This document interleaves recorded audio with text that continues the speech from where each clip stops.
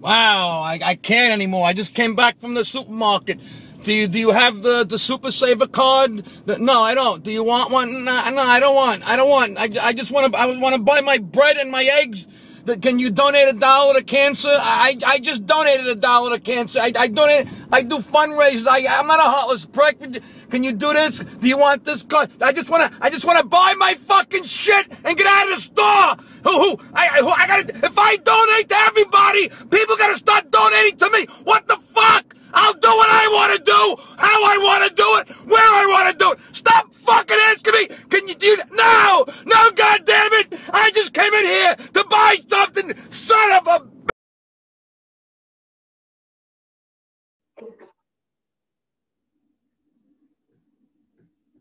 Okay. So, So, how do you want to kick it off? Well, just a disclaimer. I'm drunk. So. And I'm drinking Hennessy. Oh, good, awesome. I'm totally sober. Today was kind of rough. Just in solidarity with the Ukrainian people, I dumped my Russian mistress today. So. I'm trying to get my hands on some like white chalk to put a Z on my car in solidarity with Russia. Did you see Saturday Night Live? Yeah, let's get right into it. Andy did an upload earlier today about the Saturday Night Live's latest sketch mocking. Oh, you did? Okay, yeah. It's I don't know if that's the same thing you're going to talk about, Tim. Though I just saw it. I saw Jimmy Dore that said that said Saturday Night Live gave up the jokes for a few minutes to share solidarity with Ukraine. And he says, well, they gave the jokes years ago. What are you talking about? But anyway, it's a cringe, I guess, as the millennials would say. But it's what I expect. Obviously, the Jewish comedy writers of Saturday Night Live always had an affinity for the Christian Ukrainians. Yes. Lauren Michaels is a soft. They're Ukrainian nationalists. Totally. So the listeners have not seen it. Why don't you, Andy? Why don't you give us a blow by blow on what the skit was about? I almost wish I could play it because it was so bizarre, and I'll do the best I can to try to describe it. You got three couples sitting in a restaurant, and they start talking, and then they start saying things like, you know what, I read in Bloomberg yesterday that the mask mandates really didn't do any. You're talking about the sketch from the week before. Okay, yeah, I didn't know. I don't watch the show anymore. I haven't watched the show. And no, they had the Ukrainian choral group. Apparently, it's like a troupe in New York. And they were wearing traditional Ukrainian garb, and they sang a chorus. And really? So that was this week. That was the cringe thing that you were referring to. Okay. The week before was the sketch about mask wearing, which I found so bizarre because the premise of it is they sit around and each of them starts to say something that's kind of a little bit forbidden, and then the rest of them are say, well, don't go there, and they all make these kind of noises, and but basically the point is they all say one after the other. This whole thing was a sham. We were wrong this whole time. The mask mandates didn't make any difference. Should we? And was it really right to fire people from their jobs for not getting the vaccine? And just all this kind of stuff. That you would have gotten kicked off of. You would have gotten kicked off of any social media for saying, just 2 weeks ago. Mm-hmm. Suddenly they were all saying it in this sketch on Saturday Night Live, but then the rest of them would react, like, oh boy, we're really, be careful. Like they were talking about some really, some really dangerous stuff, or like, this is really, we should really walk on eggshells when we talk about these kinds of things. And basically indicate how everyone gets so easily triggered making fun of that. Yeah.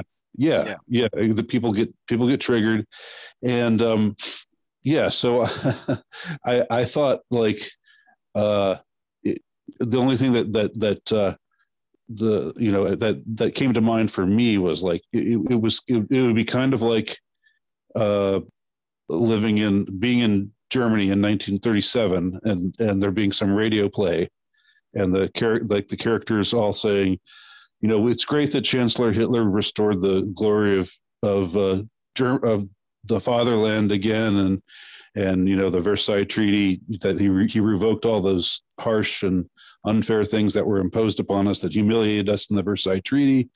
But was Kristallnacht really necessary? And then somebody else saying, no, don't go there.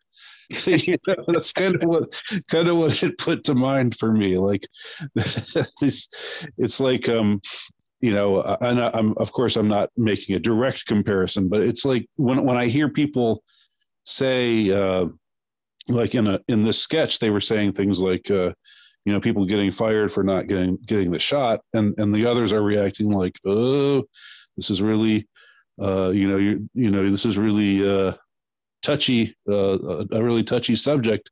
And I'm thinking to myself, it shouldn't be a touchy subject. I mean, your conscience should speak out. It should matter more than upholding your virtue signaling political line. But so that's what was so.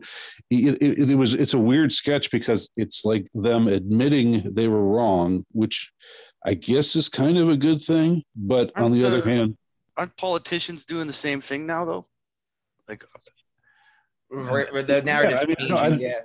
Well, aren't politicians like saying, "Hey, aren't they coming up with excuses like, yeah, maybe we did changed"? Is that what they say? Yeah, this or whatever you call it. But I think because like that Saturday Night Live skit sounds a lot like it's kind of just parroting what the media is doing too now.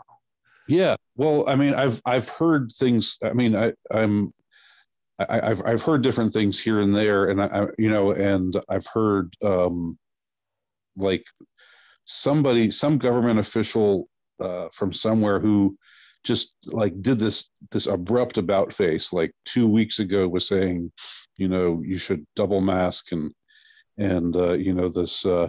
this latest variant is really dangerous and blah blah, and then 2 weeks and then just again turning on a dime. It almost like they were all given instructions from somewhere on high, like a drill, like a military drill.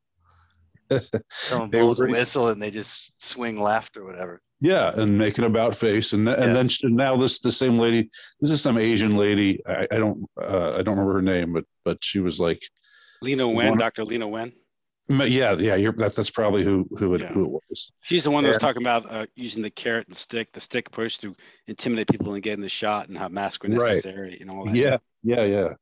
Well, of course, I mean, Fauci also said stuff like that. Like, And wasn't that consistent though? Like, I think everybody remembers that for the past 2 years, that inconsistency was consistent. Like 1 month Fauci'd say wear a mask, the next no mask, the next 2 masks. Right? There's that. Yes, it was just a farce. I mean, all along, it was such a farce. But this was the most bizarre thing of all, when suddenly there. I mean, like almost overnight. Like I think I remember the first thing was in England, like when Boris Johnson, when his monkey business, got unmasked, so to speak. The fact that he and his friends were all partying it up while they were making everybody else stay at home and not have any fun whatsoever. He just decided all of a sudden, we're lifting everything. No more vaccine passports, no more mask mandates, nothing. It's all gone. And then they started dropping everywhere else too. So like, I'm glad that it's happening, but at the same time, it's definitely bizarre. There's something. Well, you know what it reminds me of? It reminds me of like a stage play and the scene changing. Mm-hmm. Did you know, like they frantically pull all the tables out, the COVID stuff off the stage, and then they wheel in fucking Ukraine. Yeah. But same thing. Remember Black Lives Matter after the George Floyd incident. That's true. That there were the riots in 2020 that also, you know, the focus was suddenly shifted, and suddenly you could go out in a mob of thousands of people. And systemic racism became as much a threat to public health as COVID. It became like a medical issue. Public health people talking about systemic racism, like Did you guys notice, like maybe the past 6 months, when you saw like some type of celebrity or politician, they wouldn't be wearing a mask, but the people around them would be wearing a mask. I think also during like the Oscars or something, you saw the wait staff all diapered up, wearing their chin bras. Yet the hoi polloi have to wear a mask, but the elites don't necessarily have to wear a mask. Yeah, there was that fundraiser with I guess it was in September, and when Alexandria Ocasio-Cortez showed up with her "Eat the Rich" dress. Yeah. Where all the staffers and the help were wearing masks, and none of the I guess of the glitterati stars were wearing masks. So. Yeah.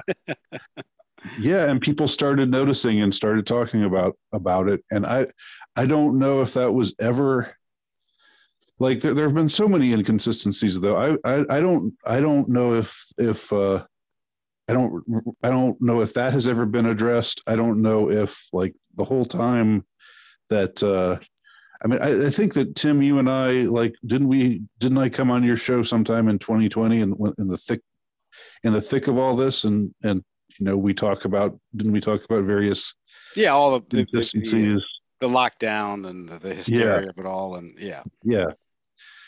well, it's schizophrenic to say the least. And I think this past week Pfizer released a 38-page document on adverse reactions from taking the Fauci elixir.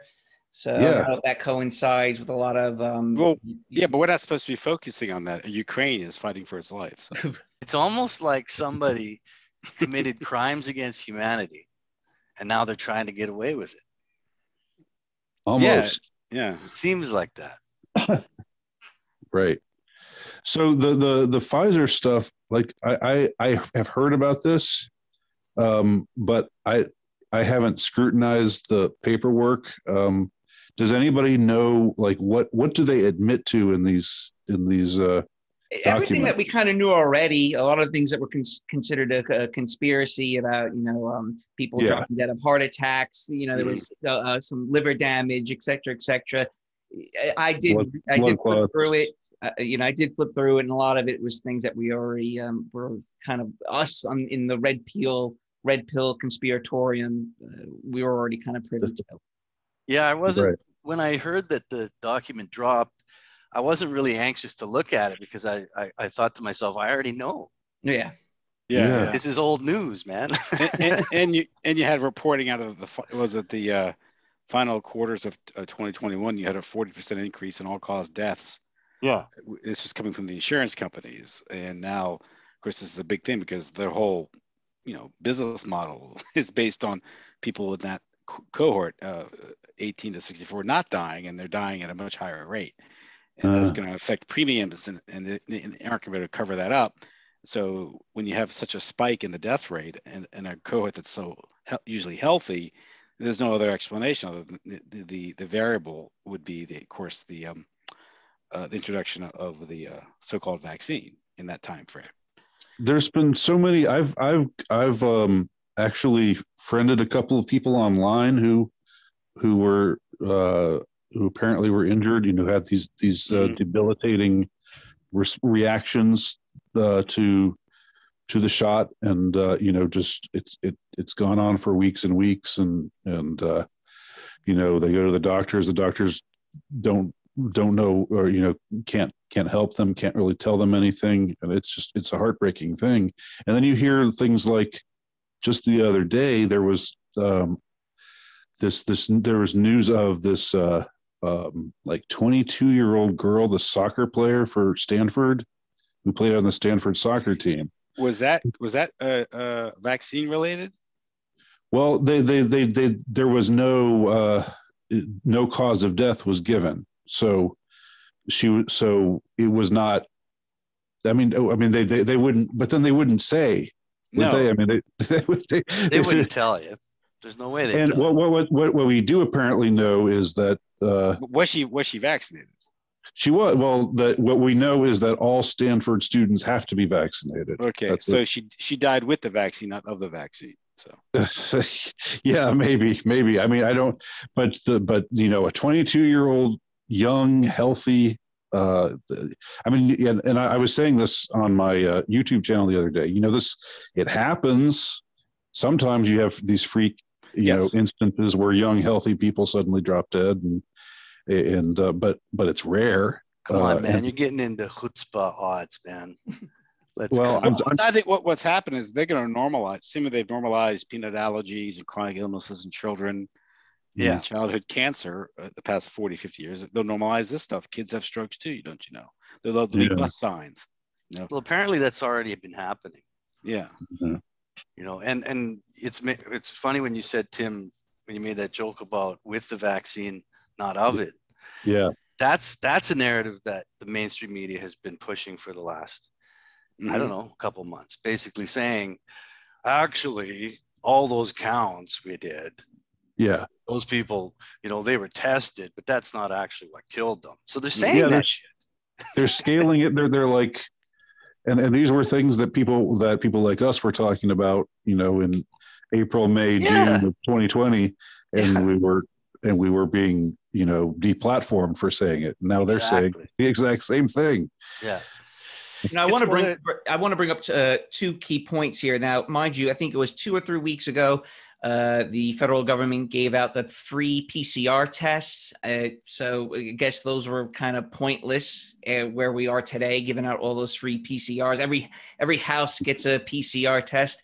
And also you had 1,400 civil servants fired in New York City for refusing the Fauci elixir. And now they can come back to work.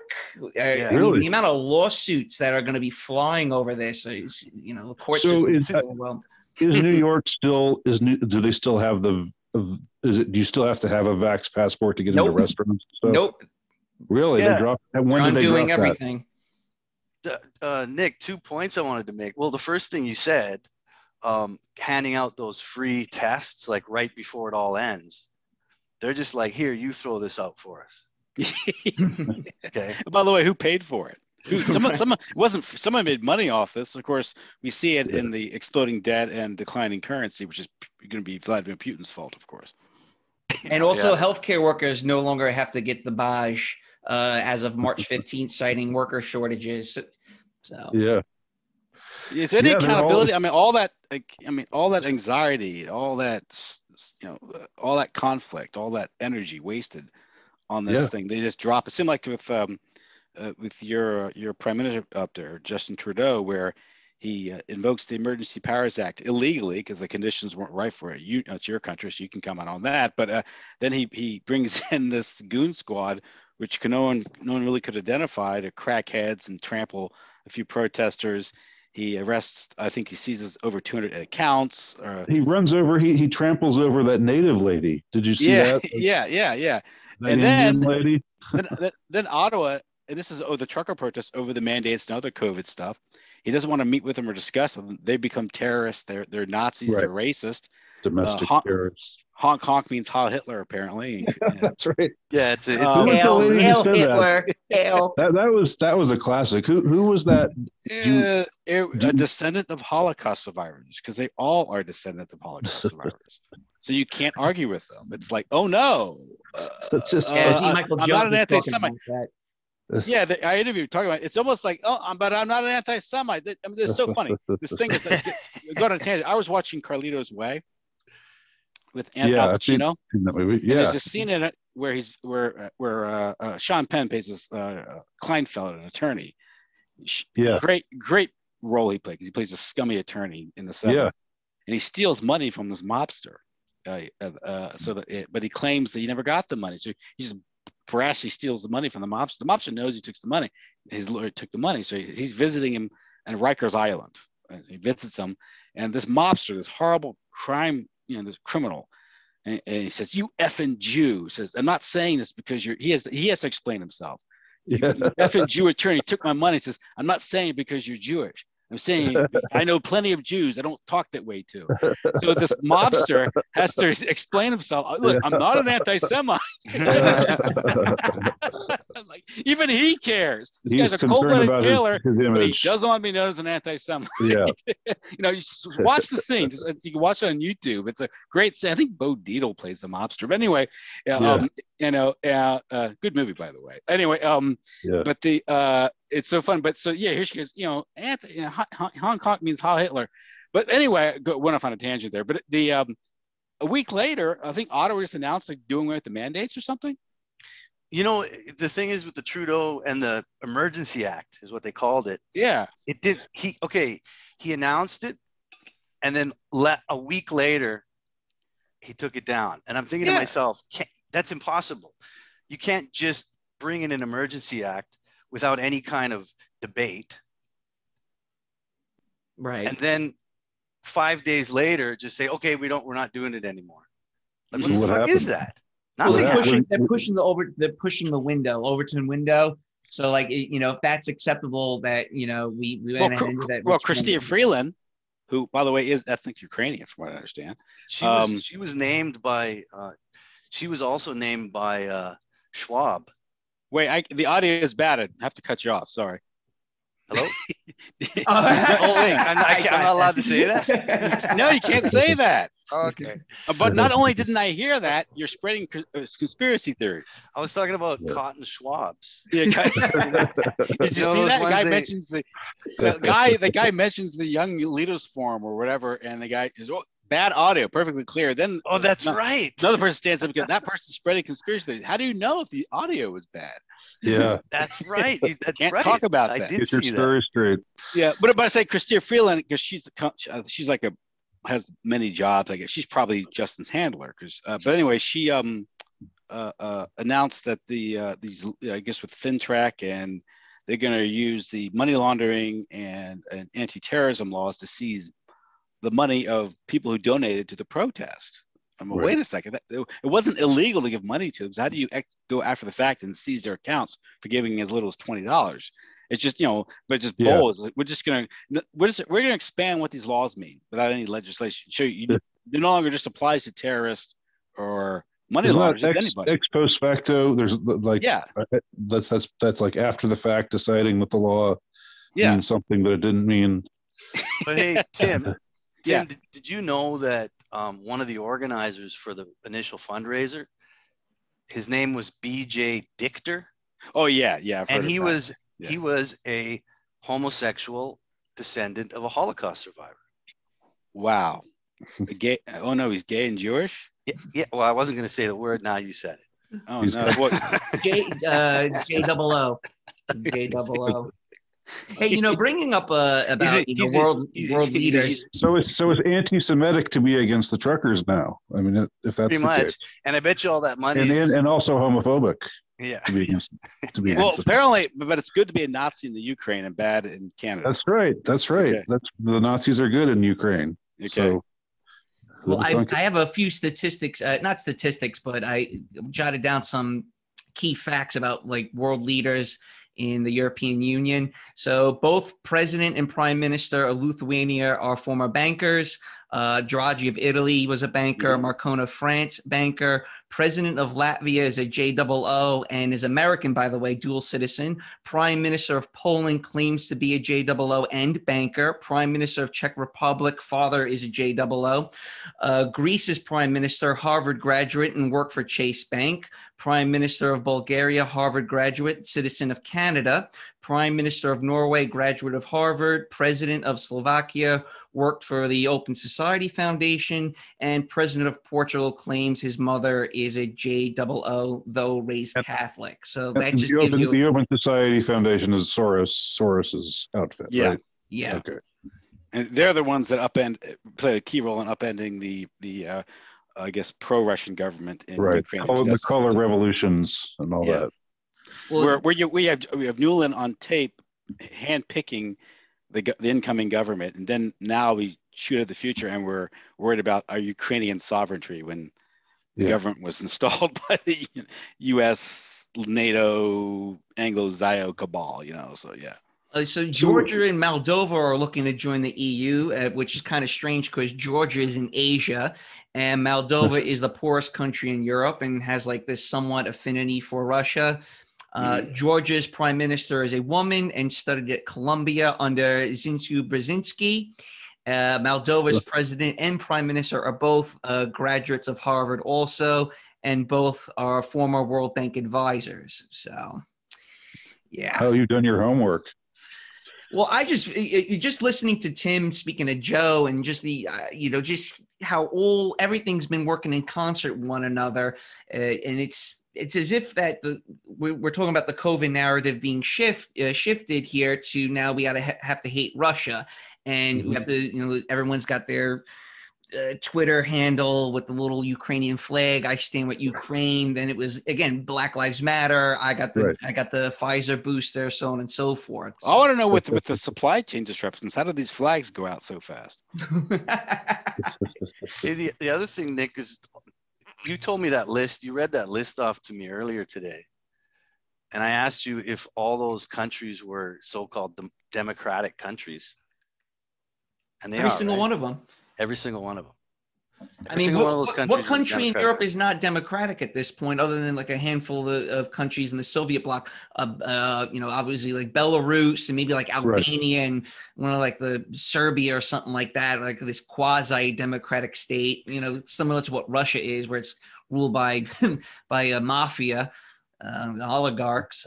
So the question is then, are there still a number of what you might call undemocratic countries still around?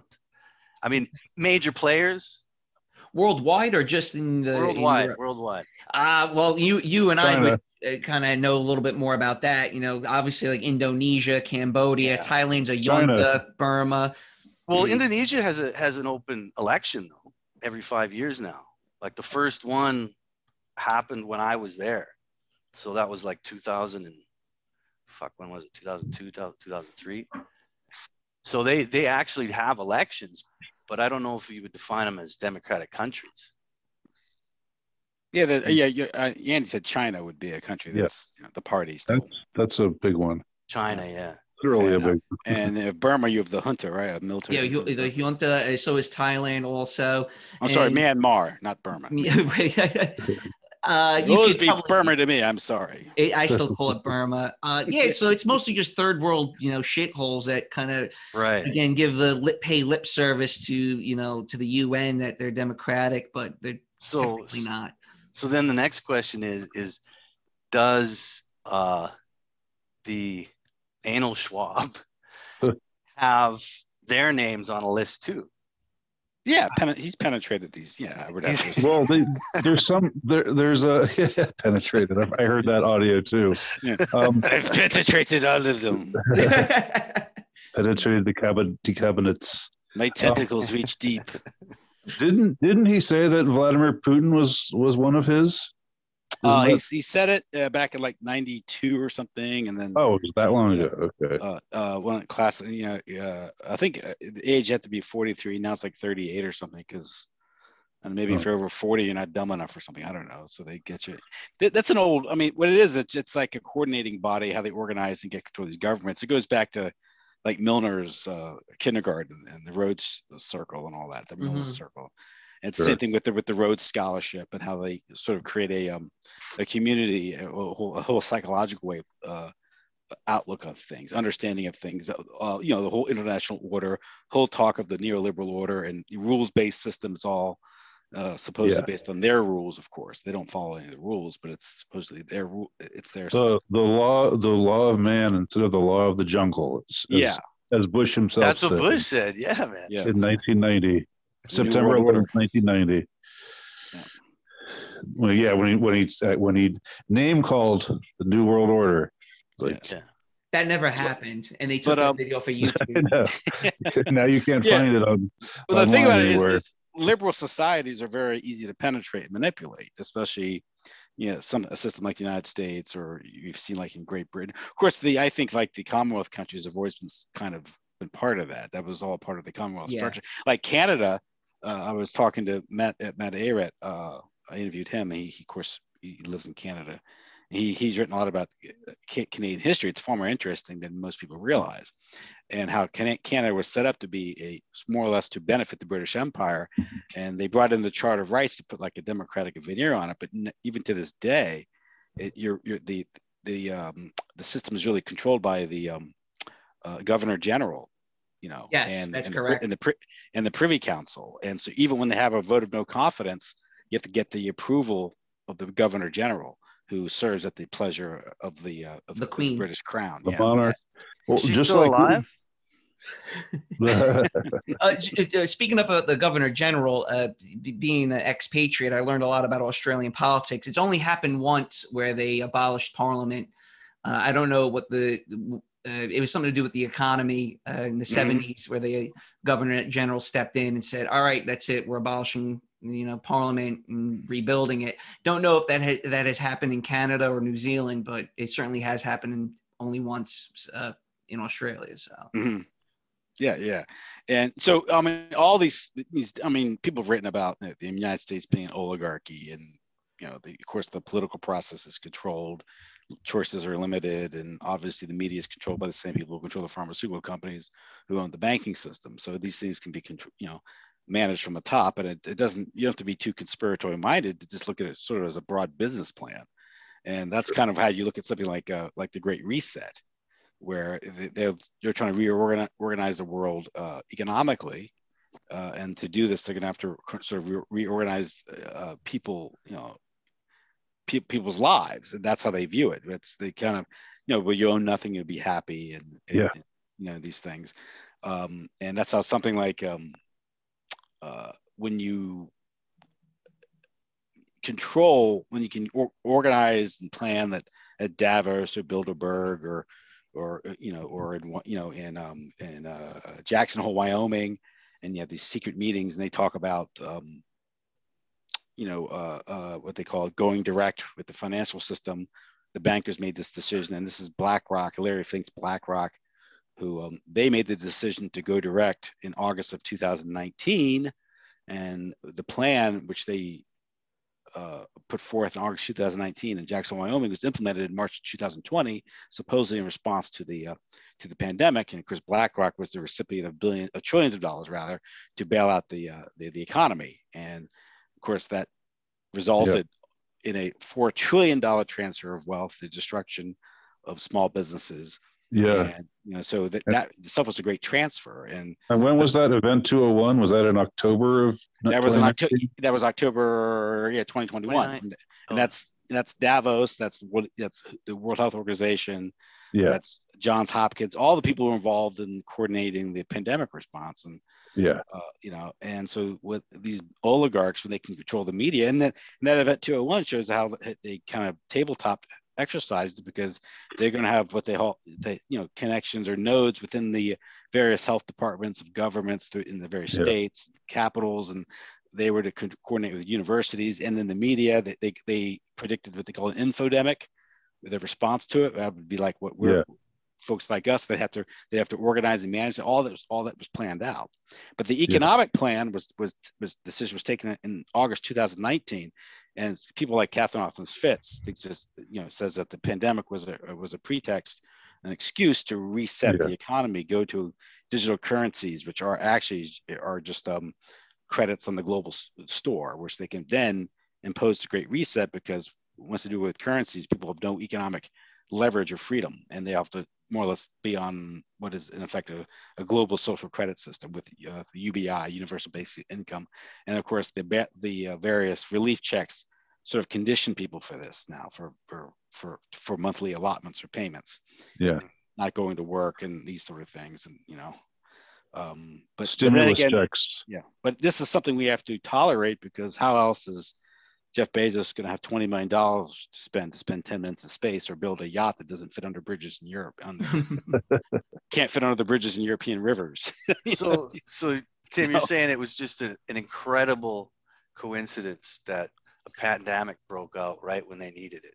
That when they needed it, something that corresponded with all their white papers they've been producing for the past 10, 15 years. Yeah. It's Amazing. strange because all this is written out for the normie to read, and even when it's on paper, official government documents, they just the operative word there. The operative word there is read. So, right. So I don't know much. Here's a question, an honest question. I don't know much about geopolitics. I try not to, pretend to know or talk like I know things that I don't actually know. I know just a little bit about what I've heard about, what's been going on in Ukraine, the conflict between Ukraine and Russia and all that. So I know probably more than the average fellow. But as far as why Putin chose the end of February to launch this invasion, can anybody tell me about that? I don't know exactly why he picked end of February. Some say it was after the Olympics. I don't probably maybe the thawing of the steppes of Ukraine make it a little bit easier. Still kind of cold. People don't necessarily want to fight in the cold. Given a bird's eye truncated view, this is just my estimation. It's really Russian mafia duking out with Jewish bankers. That's just my 2 cents. But at the same probably time, more truth to that than we'll ever understand. But at the same time, you have to realize that Putin did go along with the Kuf narrative. So there was vaccine mandates.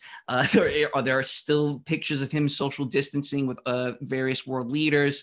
So it's really hard to tell if Putin is just, if he's really kind of the outpost, the one that's not going along with the Great Reset. But at the same time, you see what's happening with inflation, with the economy, the shutdown of energy, so on and so forth. They kind of coincides with the Great Reset. So it is a great pivot.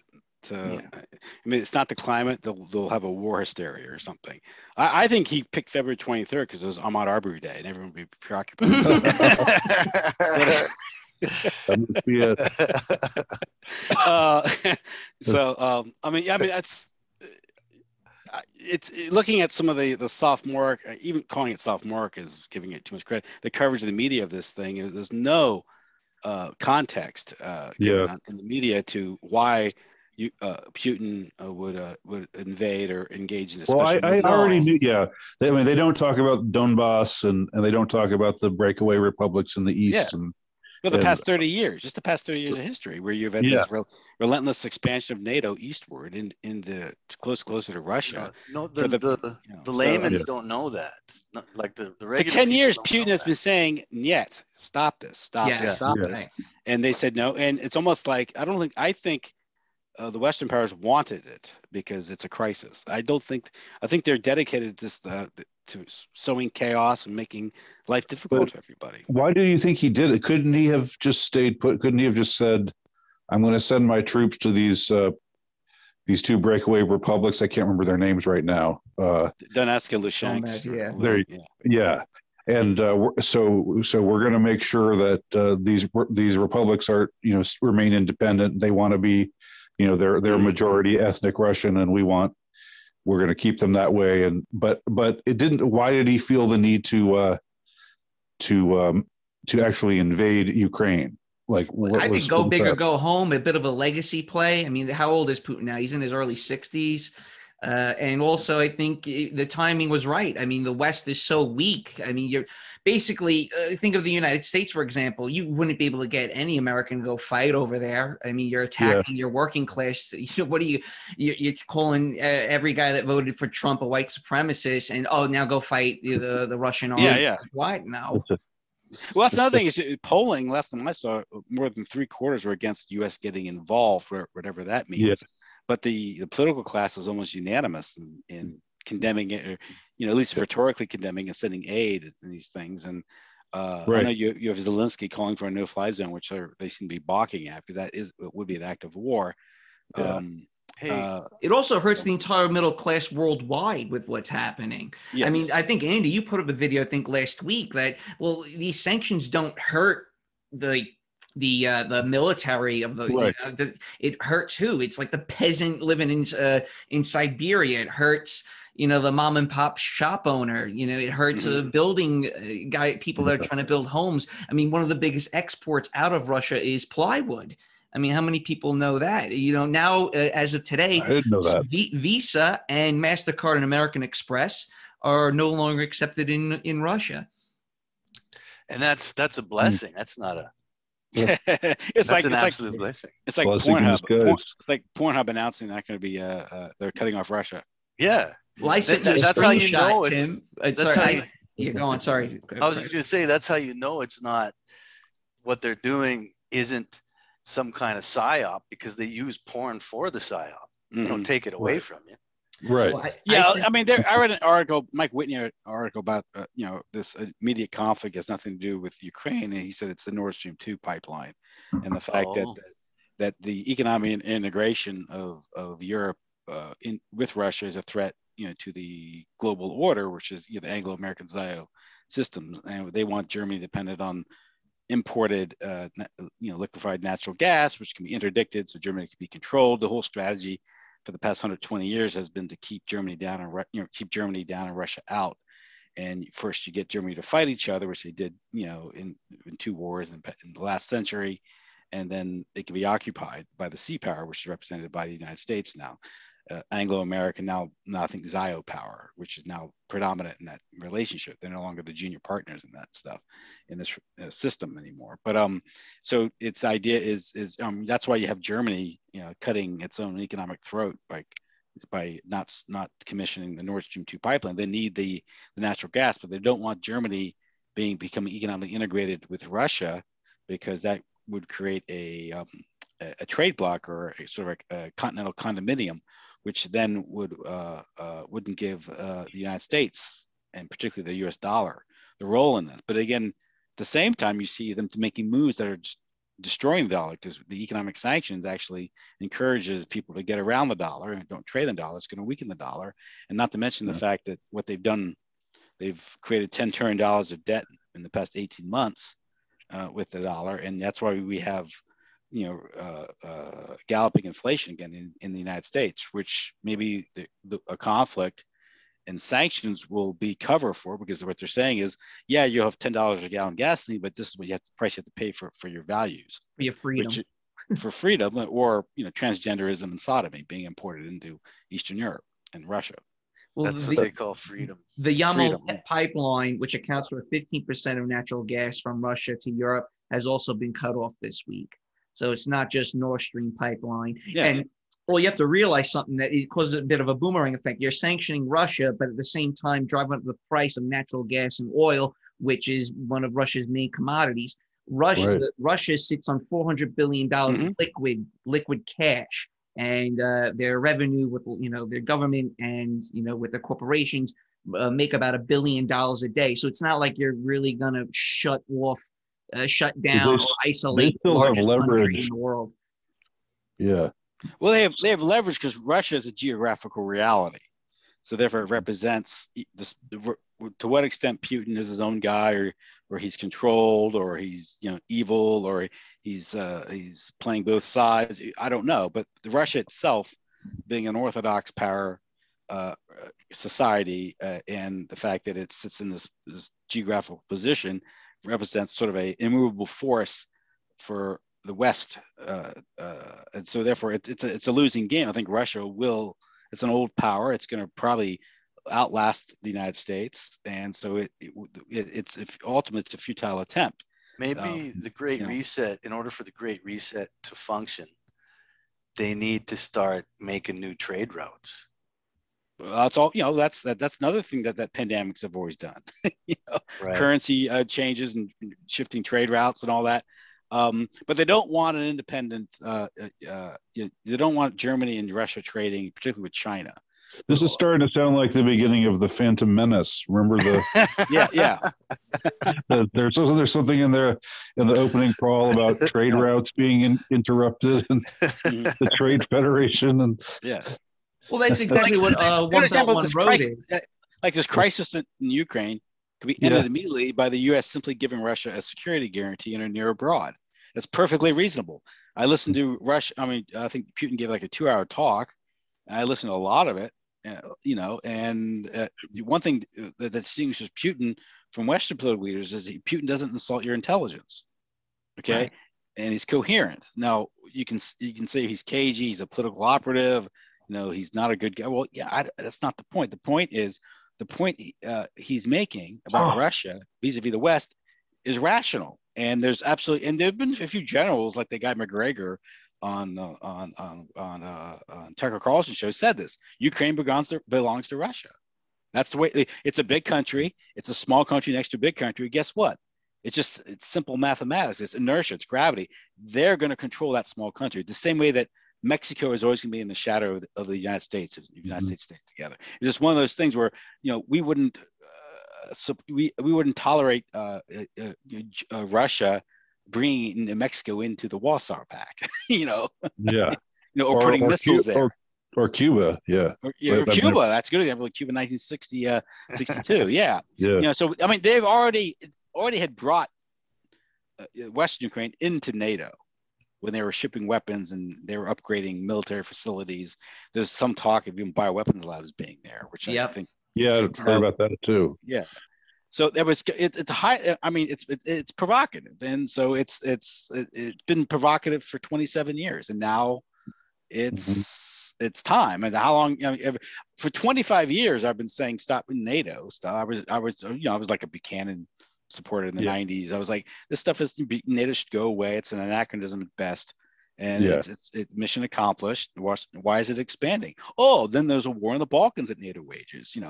They bombed the hell out of Serbia, which, by the way, didn't get to the Security Council. It was illegal, and which Saturday Night Live never invited the Serbian choral group to sing on their behalf when the U.S. was bombing the hell out of Belgrade. Not to mention what they've done, what's occurred in Afghanistan, Iraq, and Libya these past 20 years. I mean, so where do we get off? But that's again, it's what's the point? Syria. People don't know that there are troops in Syria occupying Syrian ground. Yeah, it's almost 700,000 dead that are going on 10 years now, and media is completely silent on it. It was a needless civil war, and now they all live. Now they're all my neighbors, man. Well, that's another thing. Yeah, it's another thing. It's fucking crazy. I said, we're talking about Ukraine stuff. I said, regardless of how this turns out, it's going to result in more, people from Ghana living in Maine. So it won't be blonde hair, blue-eyed Ukrainians. That'll be your neighbor either. Well, that's true. The Ukrainian refugees might be evening things out a little bit, if that's. Well, it's funny you say that because Ukraine is the second most impoverished nation in Europe behind Moldova, and they've always had somewhat of a brain drain for the past 30 years. So that's one reason why Ukraine has never been able to get, moving economically. They're not even a second tier nation. It's quite impoverished. I didn't know they were that impoverished. Well, it's the biggest country in Europe, and they are, if not second, third. I mean, Belarus has a bigger economy than Ukraine. I thought Belarus was worse shape than Ukraine, but that's not the case. Well, it's a pipeline for like Jeffrey Epstein's of the world to get those young. Israel's not too far away. Yeah, and so that's a big part of it. A lot of these wars, it's the slave trade and the direct.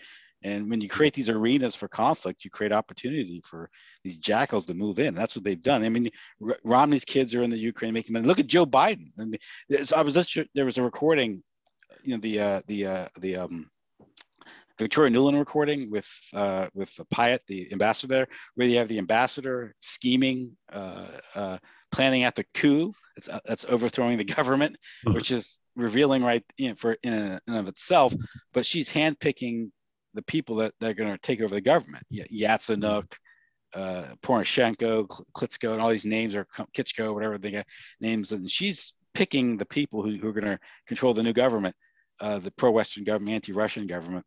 Well, then not too long after that, Joe Biden is in front of the Council on Foreign Relations bragging about how he gets a prosecutor fired because he's able to, withhold aid, $1 billion aid package. And of course, the prosecutor was the guy who was going after Burisma, that was paying Biden's son $80,000 a year to smoke meth. I don't know, but there you have it. I mean, it's like, but that's what's happening is this arena is where these vultures can come in, people with political connections, like sons of politicians like Romney. Yeah, can go in and they can just pick it dry.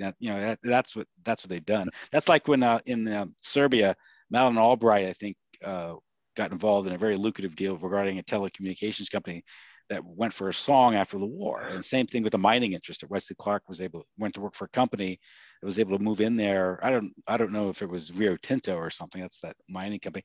But anyway, it's one of these transnational corporations that were able to get in there and get to the mining interest, and that's what motivated the war. So that's why these things occur. But it's one of these things where it's just got nothing to do, with Ukrainians. That's the insult to everyone's intelligence, is that all of a sudden now everyone's crying crocodile tears over Ukrainian sovereignty when the government itself was installed by. That's just the power of the media, man. Yeah. Most people are just, I mean, if the last 2 years have proved anything, it's that most people have completely surrendered their critical thinking skills. They're done with it. Yeah, well, we were just talking about this before we started recording. Like, they've been where in places where they've been lifting the mask mandates, like here in Georgia, they've we were talking about this again just before we started recording the show. Mm-hmm. They were, they made it official on March 1st that masking was voluntary, but still, I was told anyway that still a bunch of kids and a bunch of teachers still got their masks on, even though they don't have to. I can confirm that, Andy, because ours went down on about a week ago. Yeah. And on the bus, people are still wearing it. People still want. I know people still.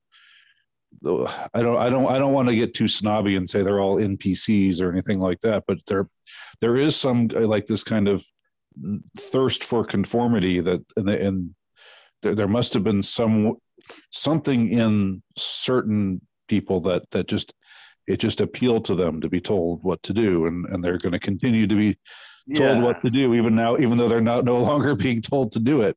Well, I brought that up with Nick a few weeks ago when I told him that here, between a 70-day restriction and then a relifting of the mandates, mm-hmm.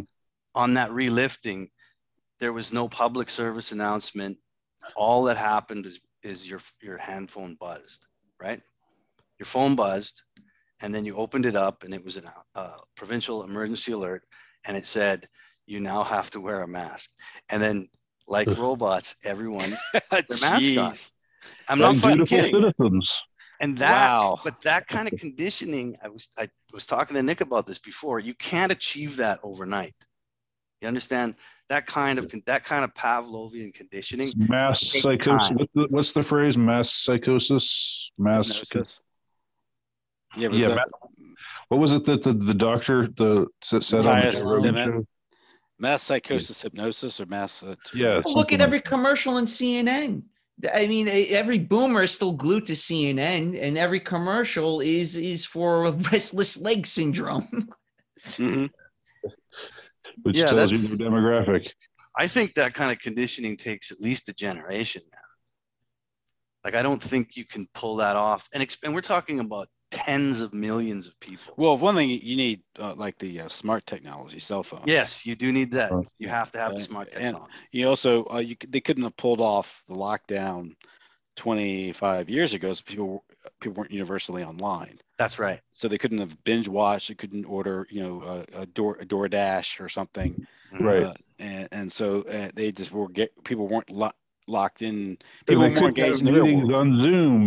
That's right. Yeah.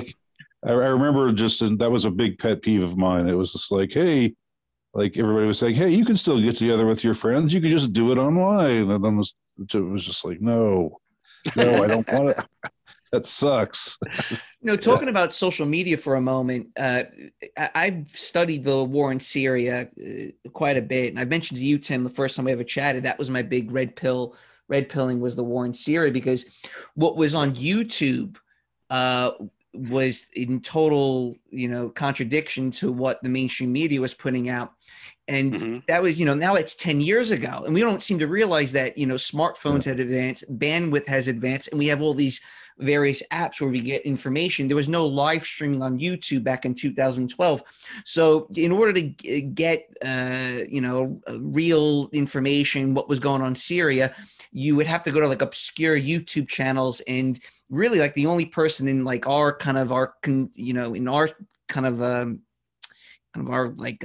group of guys, that talk about these things really was Rye Dawson. I mean, Rye Dawson was covering it, extensively 10 years ago, whatever. But now it's like everyone knows what's going on in Ukraine, right? Yeah, there was a Syrian girl. Does she have an OnlyFans page now? No, but anyway. Well, it's funny. I wanted to mention, I screenshotted what OnlyFans is doing. They're obviously in solidarity with the Ukrainian people. So they've changed their logo to the yellow and light blue. Well, that's what strikes me. This is almost like the COVID stuff, the same way that uniformity in the COVID response with the lockdowns. There had been, a real debate, or, you would have had countries and corporations saying, no, this is wrong. We're not going to do this. But you had almost uniformity across the corporate world, even the government. You had 190 nations kind of locked down and follow the same thing. That's only look how much faster it is now. Also, yeah. Like with COVID, it was kind of like a slow moving target. All right, this corporation now that one. It was, and now it's like automatically OnlyFans supports Ukraine. Well, do you realize that, like I said, with this military operations, there is a historical context. There are two, if not many sides to this conflict, as there always are. But we get this simplistic approach. I mean, this Democrat good. Yeah. Well, like Biden said, it was he called it the Russia's unprovoked attack on Ukraine. There was provocation. There's 25 years of provocation. I mean, they finally got deep enough into the Black. I mean, the Black Sea. I mean, does Russia have any genuine security interest in Eurasia and the Black Sea? Anyone know anything about Russian history and the Crimean War and the Turk? This is very important. Turkey, yeah. This is very important. Sevastopol, the port there. I mean, isn't that where Crimea? Wait a second, Yalta, right? Remember Yalta meetings, World War II? That's in Russia. I was like, wait a second, and I grew up thinking Ukraine. Yeah, that's Russia. Right. It was in Russia, wasn't it? I know there are ethnic groups inside who are going to say, no, we're not Russian because Russians are bad. Then you have the cynical exploitation of sort of the ethnic enmities that have existed in the Ukraine, particularly since the 1930s, because of what the Bolsheviks did. Of course, the Holodomor was largely a Jewish operation, but now they blame it on the Russians. So the Ukrainians hate the Russians, and you have this Azov division and these SS battalion groups, and they have this affinity towards Nazis. Well, why would Ukrainians have an affinity towards Nazis? It might have something to do with what happened in the Ukraine in the 1930s, and the fact that the Germans rolled in there in the summer of 1941, they treated the Germans as liberators. And who can forgive them for not seeing them as liberators? It's just one of these things. And then you have today neocons, the Jewish neocons are now exploiting that ethnic enmity. And Victoria Nuland is actually encouraging Nazis, people who identify as Nazis, to attack the Russians. Right. It's very simple. How do they identify as Nazis? Oh, they have swastikas on their helmets. Yeah. They pose with Nazi Stefan Banderas. It was brutal. It was the war in the East was brutal, but there's a context. It was brutal because also it was partisan warfare. Yeah, they're using SS emblems from divisions. I know in the West nothing is worse than the swastika, but in those groups, those areas, that isn't the case because they're suffering under what they call Judeo-Bolshevism. Right. But that's not taught in history. No, they don't teach that shit, man. There are stories of the German army liberating people from trains that Stalin were moving east and saving their lives. And for those people, the Germans were liberated. Yeah, Latvia, Estonia, What was what was that like that site of a mass slaughter? Bobby Yar. That was blamed on the Germans. Oh, that was the cottage in Poland. And then years later, it was revealed that it was the Russians that did it. Yeah, the cottage massacre. It was in 1940. Right. The Soviets rolled in there and they massacred, I think, 20,000 Polish officers. I think Katyn was a site of like 5,000. Yeah. And they made a movie about it. What is it? Come and See. Yeah, and so they blamed the Germans. The Germans said, no, the Russian, and they couldn't. I know it wasn't. It was ignored at Nuremberg. So they knew that they couldn't present it because of the timeline. How long was it until it was revealed that it wasn't the Germans? It was talked about finally. I think in the 90s, the Russians admitted it that there was Stalin ordered it. Then KGB ordered it. Yeah. Holy, so like fuck. Yeah. 40, 50 years. And then nowadays, when they pull that kind of shit, and we have, the internet, they admit it like 2 years later. Mm-hmm. Yeah. I mean, that's all sped up. Now it's like 2 years later, like, yeah, remember 2 years ago when we shot you with that shit? It was poison. Sorry. 2 fucking years. And now you can't sue us. Yeah. Yeah.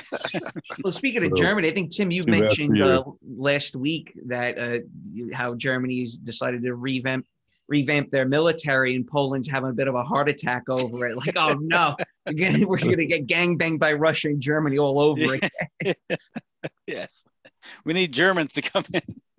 No, I haven't heard this. So Germans are they're building up their military again. They're going to spend over a certain amount of time, $100 billion on military hardware, which is just a boom for the military-industrial complex. It's they love these things. Sure. Finland and Sweden this past week hinted at joining NATO. Also, both premiers are female. It's another. Yeah.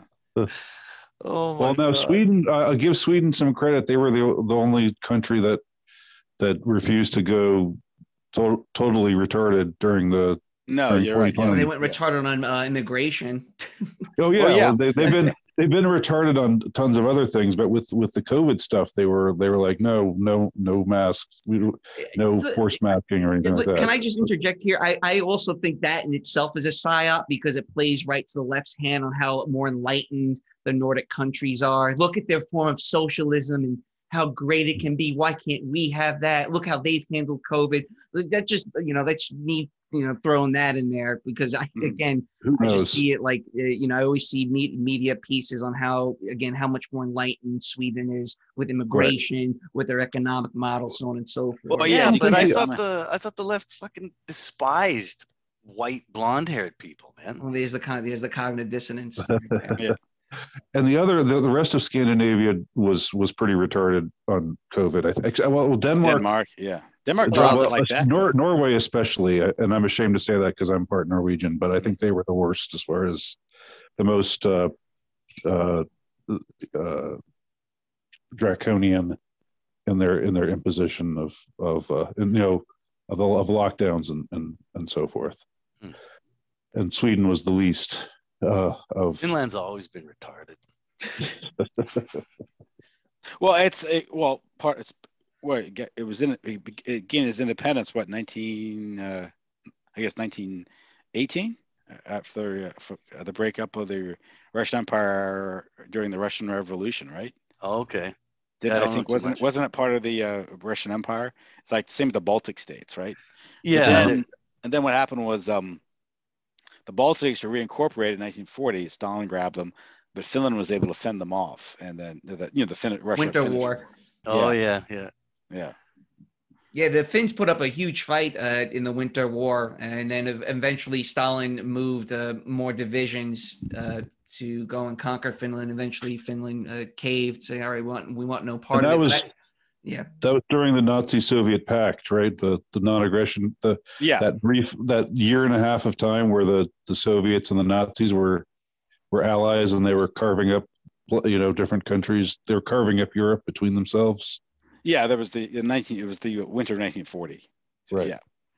What I find quite fascinating about what's been happening the past few weeks is how much the media is pitching this as Russia's losing, because we're used to this whole shock and awe. You know, we sacked Baghdad in 3 weeks. Mind you, the Russian military is already at the capital trying to kind of pincer Kiev. It's only been 1 week. They've only had 1 week. Yeah, maybe it's only been 1 week. I'm accelerating this, but again, we're used to, you know, destroying infrastructure, you know, bombings, you know, basically killing civilians and kind of brushing it under the rug. You can see Russia's been much more methodical in their approach throughout this, how they're trying to minimize civilian casualties. The Azov battalion started opening fire on civilians trying to flee to the Russian border. Yes, so they were trying to kill the civilians because, no, you got to stay in Ukraine. We don't want you going to Russia. And what they're doing is, from what I can tell, is every time the Russian military makes an advance to some type of city center and there's some type of pushback, they fall back, regroup, and swarm. And again, this methodical approach to it. And also, the Russian military has not sent their best equipment nor their best army divisions to go and fight Ukraine. You see some of the equipment they're using. They're using old AKMs. They're using T-72 tanks. You have not seen really that much from their special forces. So it's, from what I can tell, it's as if the Russian military is getting their grunts, hands dirty, get some experience, get the young guys in there to get a taste of combat in case this might fall into like a full-blown theater war. Well, you mentioned how I recorded that video where I was talking about about how these Western sanctions against Russia just hurt Russian civilians and not the military. But another thing that's been striking to me is I've heard hardly any calls for peace. Like I've heard the only time I've heard people say, people express a wish for peace in Ukraine is at church, when there were prayer during Mass, prayers are said, and one of the prayers that I've heard for the last couple of weeks is for peace in Ukraine. But I don't hear that anywhere else. There's not a peace push. There's not a peace move. There's not a move. I know that, because I've been following RT, I know that there have been talks, but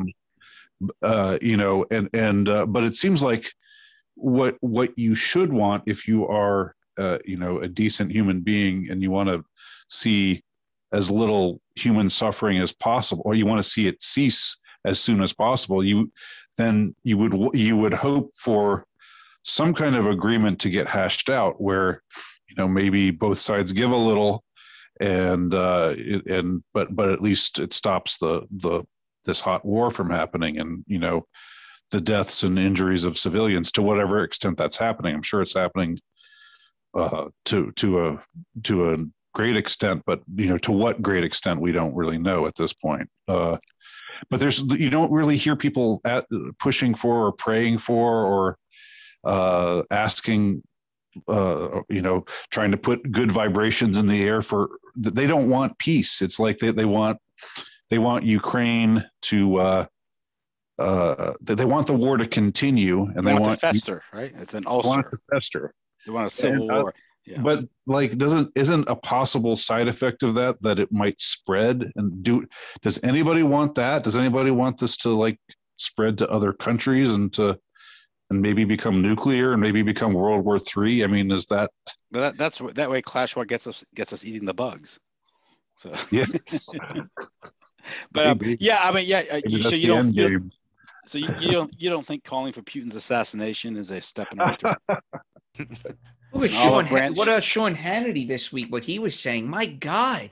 And again, both sides of the aisle on board for basically going to war with the second most powerful nation in the world.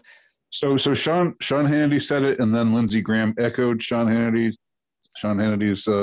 or seconded Sean Hannity's. Sean Hannity said for us to go and bomb the convoy, the army convoy outside of Kiev. Just go in there, just strike them. What's holding? What's stopping us from doing that? Okay, for American military to take a take a role. Yeah, to take an actual role in.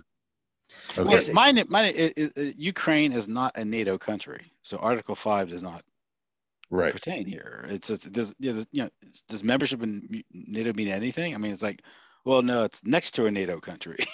Well, they just make up the. I mean, Iraq wasn't a NATO country either. They just make up the rules as they go, right? I mean, that. Yeah. Why was Article 5 invoked to attack Afghanistan? You know, what was Afghanistan? Well, they've always been trying to incorporate countries that have nothing to do with, like, when we think of NATO, we think of Europe, right? But they've been. I think Turkey's in NATO, is it not? Mm-hmm. Right. Yeah. Right. Yeah. So why would Turkey be in NATO? And Turkey has always wanted to get into the European Union. And this is a little bit of a sidestep. During the whole migrant crisis, Turkey was basically blackmailing Europe, saying, if you don't let me into the EU, I'm just going to flood you with with a bunch of Muslims. You know. Right. Luckily, Greece, which is, still somewhat of a based country, just for the mere fact it's poor, like most of the Southern European nations are, where they don't necessarily embrace woke ideology. These are very, hoity-toity laptop class ideas. So, why would necessarily NATO be part? Why would Turkey be part of NATO when it's nowhere near the Atlantic Ocean? Mm-hmm. Yeah. So yeah. But it's as far as there's no talk of peace, no idea of concessions or negotiating. Meaning the rhetoric in the West, from the media and also from the political actors, is that as if Putin simply was just a naked act of aggression. There were no legitimate Russian concerns or grievances regarding NATO's expansion. It's like, I don't know. Do these people look at a map? I mean, it's almost like you understand. It's easy to see the threat if you just look at the map, and you could just do a elapsed time expansion of NATO since 1997. You'll see it. It's almost like during World War II, you'd see that map where they would color code the countries, and you see the expansion of Nazi Germany. The swastika. Well, let's do the same thing with NATO. The same with the ink covers the map, and that's so it's going in towards Russia. So it's it's obviously provocative, and so the solution would be to rescind any invitation to Ukraine, to the European Union, or to NATO, and to grant Russia a security guarantee in or near abroad, and say we recognize your concerns. And at that point, Putin would probably pull back and secure these eastern provinces. In accord with the Minsk Accords, which the Ukraine government never honored. So it's, again, this is getting into detail. It's not that detailed. That's why I've been following Ukraine for the past 5 years, just read an article about it. Oh yeah, that makes sense. But there's no one providing that information to the public. Instead, we get Silent Live featuring the Ukrainian chorus singing, and the Pelpins showing up. There were more Ukrainian Pelpins at the State of the Union than were American flags, so. Well, Zelensky met with U.S. senators this morning, actually, demanding a no-fly zone and to cancel Russian visas to the United States. And on the table is a $10 billion aid package to help bolster the beleaguered Ukrainian government. And I don't necessarily think making fun of the average American peon, they don't seem to realize what a no-fly zone means. That means they're used to like Libya and Syria. These are countries that are far away, that are devastated, and they've never held their governments accountable for their actions in these countries. Right? America yawned what happened in Libya. We came, we saw, he died, and he cackled. And then in Syria for a decade, the U.S. government and CIA and Israel, and NATO was involved in Turkey, up in that Al Qaeda, right? Al Qaeda were the good guys. ISIS. But that's another thing is, 1 minute we're funding, Islamic fundamentalists to attack the Soviets or to destabilize the Caucasus or destabilize the Balkans. And all of a sudden they become the terrorists after 9/11. We have the, this war on terror, supposedly. And all of a sudden, then the terrorists go away because of COVID or so. I don't know. Funny how these things just come one at a time. It's like I would liken it to like a martial arts movie where the bad guys have the decency to come at the hero one at a time. The only time I ever saw that was, what was it, like in Gladiator, where he's there and you just get like 100 people just descend upon Maximus, and that's it. You're not going to fight with more him. realistic. He's more really. That's what you do. That's the whole point. But it's one of these things where, at some point you realize we're watching almost like this is just all the stuff is being orchestrated. It's like it's theater. COVID's collapsing. Now we have a war to worry about, which is completely avoid. Even if to what extent the nature of COVID was or is, or to what extent it ever existed, obviously the response was ridiculous. So there was another agenda. Same thing with the Ukrainian thing. Obviously, there's a better way to approach this, and people have talked about this for 25 years. Now it's being crowded out, with all the propaganda, where networks are being taken off the air. You're being deplatformed for mentioning that Russia might have a legitimate gripe here regarding Ukraine. When it's complete. So it just doesn't stand the test of reason, and which. Again, it goes to you traumatize people, you keep them on edge, constant stress, and they lose their critical faculties, what little critical faculties they have. Yes, and you forgot one part of that equation that Nick and I discussed the other week, is a lot of people, a lot of the kind of plebs of society, the regular plebs in society, they're all on drugs, man. Yeah, self-medicating. A lot of people are self-medicating. And that Xanax, SSRIs, you name it, people are on it. You'd be surprised how many people I would never have thought were taking some type of antidepressant are on them. That's partly you're doing, isn't it? I am, or what's that? Or the self. Self-medicating. Well, my self-medication for people is cannabis. Right. So as far as like risk and like bad for your health, it's really low. Right. It just makes you mellow. I want to bring up a story since we're talking about people on like antidepressants and various drugs. A couple of months ago, I had a relative of mine, young girl, young teenager. She was threatening to commit suicide. So her family wanted to bring her to like some type of like outpatient, psych ward kind of a thing. They bring her there and they said, we can't take her. And my relatives were like, well, why not? What's the problem? They were like, she's not that bad. We're booked solid. There's so many people going to these type of facilities for seeking treatment. Because of the lockdowns, right? Because of young kids, and just breaking down mentally. And they've been conditioning us for a while. A lot of these pharmaceutical companies to kind of see medicating yourself as normal. Mm-hmm. So they'll come up with all sorts of strange ideas for why you're sick. I love that one.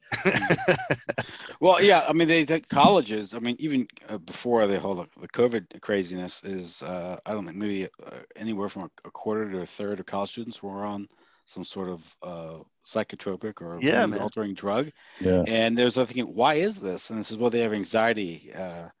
Well, of course they have anxiety. They're away from home for the first time. They're a living human being. They're a living being, and they're living life. And maybe they watch CNN or they watch the news, or they go to college, and the college environment now is just a degenerate thing. So they go there and they engage in behavior, and they may feel guilty, particularly the girls. And so and so there's all types of reasons. They're not prepared for college because the secondary school system is so horrible. For the first time in life, they're forced to organize their life, and they can't do that because they haven't developed these skills yet, and they're away from home. So there's all types of reasons why a person will feel anxiety that doesn't require medication or changing the chemical balance of their brain, but they just dish out this stuff. Yep. I can't study, so I take this, and then it suppresses your appetite, so you stop eating or something. And then you take another pill. Another pill. I just ran into a couple of my not ran into it, that's the wrong word. I discovered this a while back, having a discussion with a couple of my nieces, and they were in college, and they were on what was it? It suppresses the appetite, but it helps with attention deficit. Ritalin suppresses Ritalin. Yeah, Ritalin. I was like, crack, basically. So you did basically you couldn't focus, so you take the drug. And I only got it because it says, "Are you hungry?" I don't know. So why didn't you know you're hungry? Well, because I'm on Ritalin. I'm like, what? My God. So is that why they're taking? Is it like a anorexic thing? That, or it's concentration, because they can't, because they're overloaded with opportunity. There's the party scene. There's what they're telling you to live. They're telling you can change your sex and these things. And these, you're taking 20 credits too on top of it. Yeah. And then they cut you off. This is what is the neoliberal thing. It says you can go anywhere, do anything, be anything you want. All of a sudden, no lockdown. You got to stay home. Yeah. And then think about the emotional stress with that. And especially at that age, and they're cut off from any, this comes after decades and decades of people being atomized in suburbia where they have no real community, and so then that they're even more atomized. You're talking about a spiritual crisis, which has been decades in the making in the West. And now something like this, they simply don't have the wherewithal to deal with it. That's what those are, and all those things you just mentioned are all ways to condition a culture to not be able to think critically anymore. All of those things. Fucking, from smart technology, you can't just have a phone in your pocket. You got to have the whole fucking internet. Yes. And then getting you hooked on medication, scaring the shit out of you with fucking lies. Yep. Look what they subjected school children and young people too with this whole COVID. So even given the official narrative, their risks were infinitesimally small. But they shut down their life. What society shuts down the healthy, to supposedly guard the old or very sick? Well, that's because anything, and if you look at what's happened globally is with economic effects of the lockdown and the global economic depression, is the increase in poverty and hunger. The biggest cause of disease is poverty. Poverty and poor waste management, or what do you call it? And so poor countries. So you have plague in India because people crap in the street. Yes. You used to have the same problem in Philadelphia in the 1790s, but then Europe, the West had the technological capability, the intellect, and the resources to build sewer systems and plumbing. Plumbers and farmers have saved far many lives than doctors. Did you know that Tim, well, this is something I've read recently because of all the shit that's been going down, but the Black Plague was caused by the monarchy allowing its citizens in Europe at that time to burn coal in their homes.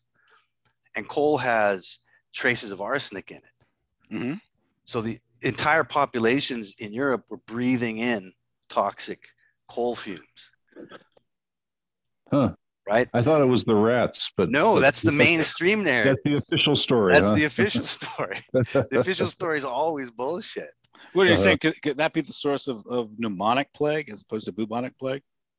Possibly, but I'm just kind of adding on to your point about how, poor hygiene, poor waste disposal, and poverty, those kind of things. That's what really makes people sick. Well, I don't know if Ian's experience in Indonesia was, but I can tell you when I lived in Cambodia, I had diarrhea every single day. So like my first couple of weeks there, I'm like, I'm just adjusting to the bacteria, it's different food, different environment. And it just didn't go away at all throughout my 4.5 years there. 4.5 years. I'm just shitting and losing weight. And the funny thing is, how do you live for 4.5 years with diarrhea? That doesn't seem possible. No, it was pretty bad, man. And it's a great name. It's a great title for a book. I befriended with diarrhea.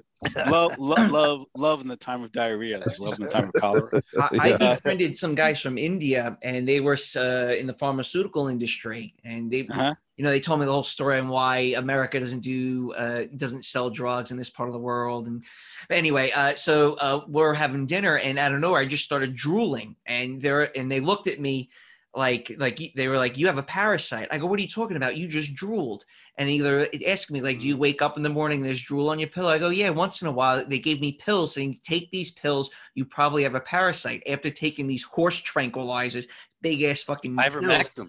They gave you ivermectin. My drooling stopped. So these are, I was losing weight and stuff. But yeah, it just goes back to the whole sanitary, not being sanitary. So did you see the parasite crawl out of your body or? No, no, it wasn't like aliens or anything like that.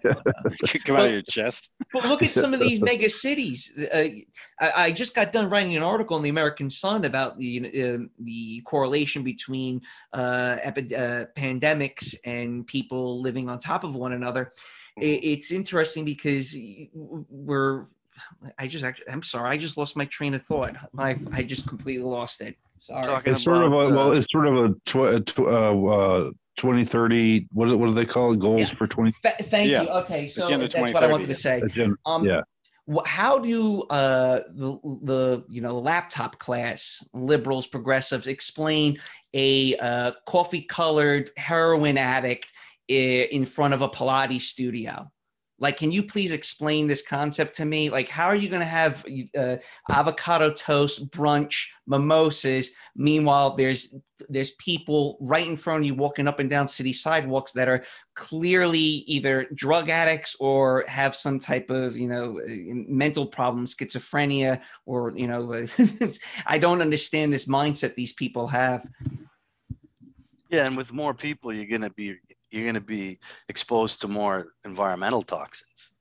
Right, but explain to me the meth head at the street corner, okay, in front of a very expensive high-end restaurant. You're talking about the San Francisco, like what San Francisco is apparently like right now with the homeless. Yeah. And there's shit on the streets there too. Yeah, right? Human excrement everywhere, and right. I think what you get is people move to Texas or Wyoming or something, or South Dakota. Right.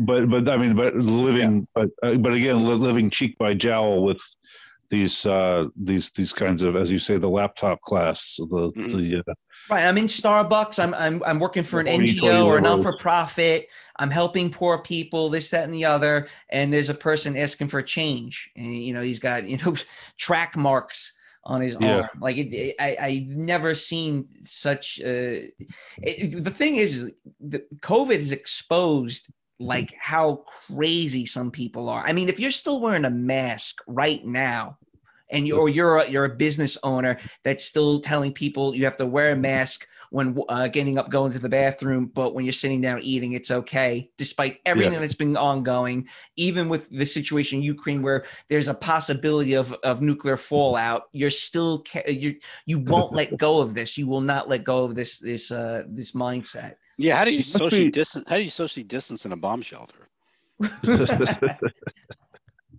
It must be some kind of comfort for some people to just follow the rules, like I was saying a few minutes ago. And and I again, I'm not trying to, I really don't want to just be dissing the human race or talk about saying everybody's an NPC but me, and because that's not really a good mindset to have. But there are people out there who really enjoy being snitches too. Like it gives them a reason. That's like the hall monitor types out there who are gonna tell if your mask isn't covering all of your nose. They primed everyone for this for 56 years with debt-driven consumerism, atomized societies, suburbia, breaking up ethnic neighborhoods, and then they dropped the TV in your pocket. Yeah. And there's a book out. I don't know the author, called I think it's Crisis. You're good with books, Tim. What is it? Oh, I was reading it. The guy who does Computing Forever interviewed the author about it. Computing for Everything. I'll look it up right now. He's in Ireland. It's called something COVID. It's called Crisis Calling. Or something, but anyway, the idea is that the human beings are made up of 33% mind, 33% body, and 33% spirit, And if you subtract the spirit, you get 33, 33, you get 666. And that's I was wondering what's the other 1%, if it's 33.3 infinity. Infinity 33.33, so you get 666, right? So his way of saying is what happens is people, the spirit has been zapped from them. So what you left is 666, which is of course Mark of the Beast. Better 666. Yeah, exactly. Yeah. And so it's interesting to look at it. That's how it looks, because if you look at how some of these people respond to it, is it's almost like they get meaning through this crisis. Yeah. And they can't accept that it's over, or they don't want to accept that it's over. They want to wear that mask. They want to prove that they got the jab or something. Yeah. A lot of it is, at least in my area, if you drive into the more affluent liberal areas, a lot of mask compliance. You get a little further out, no mask compliance. Mm-hmm.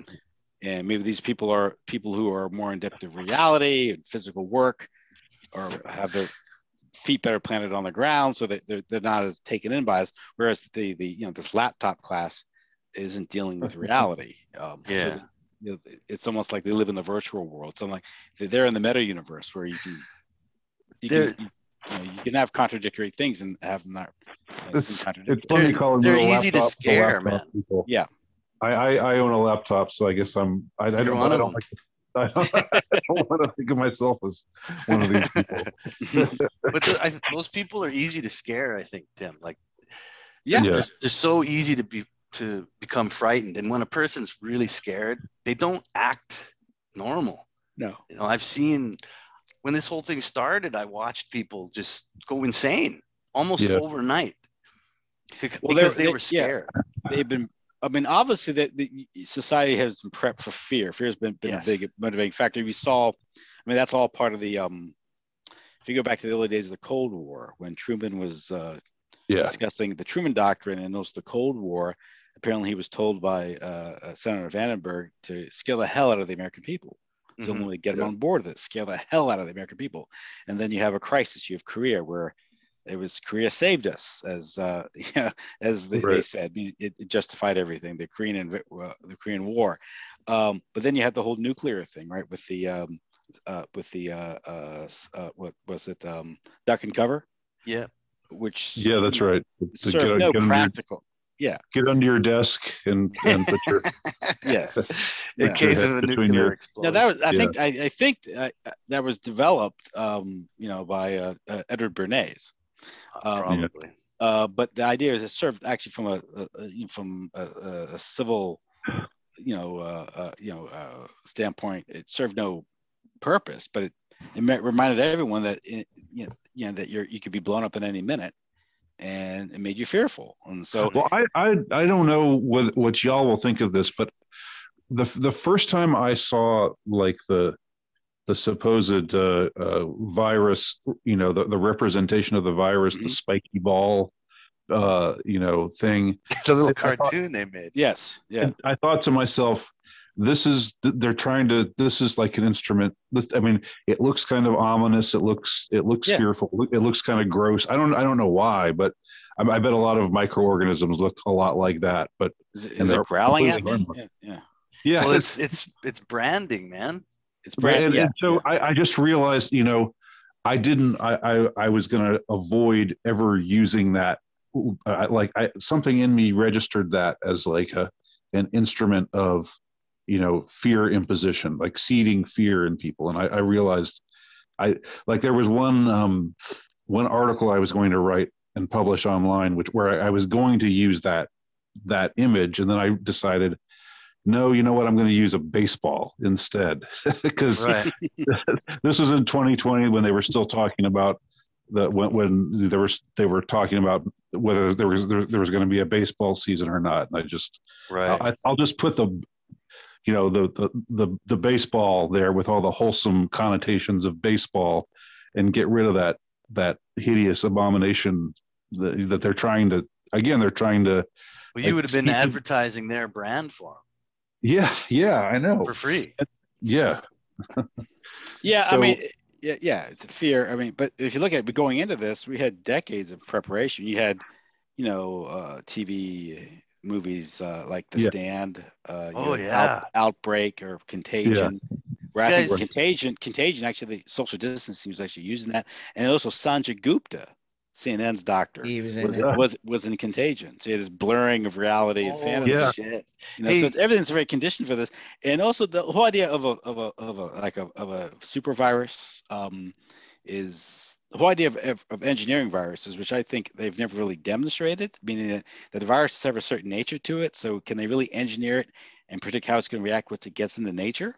I don't think they can because it's gonna mutate and it's gonna become endemic and become more mild. That's usually how these things go. But remember the whole Ebola stuff?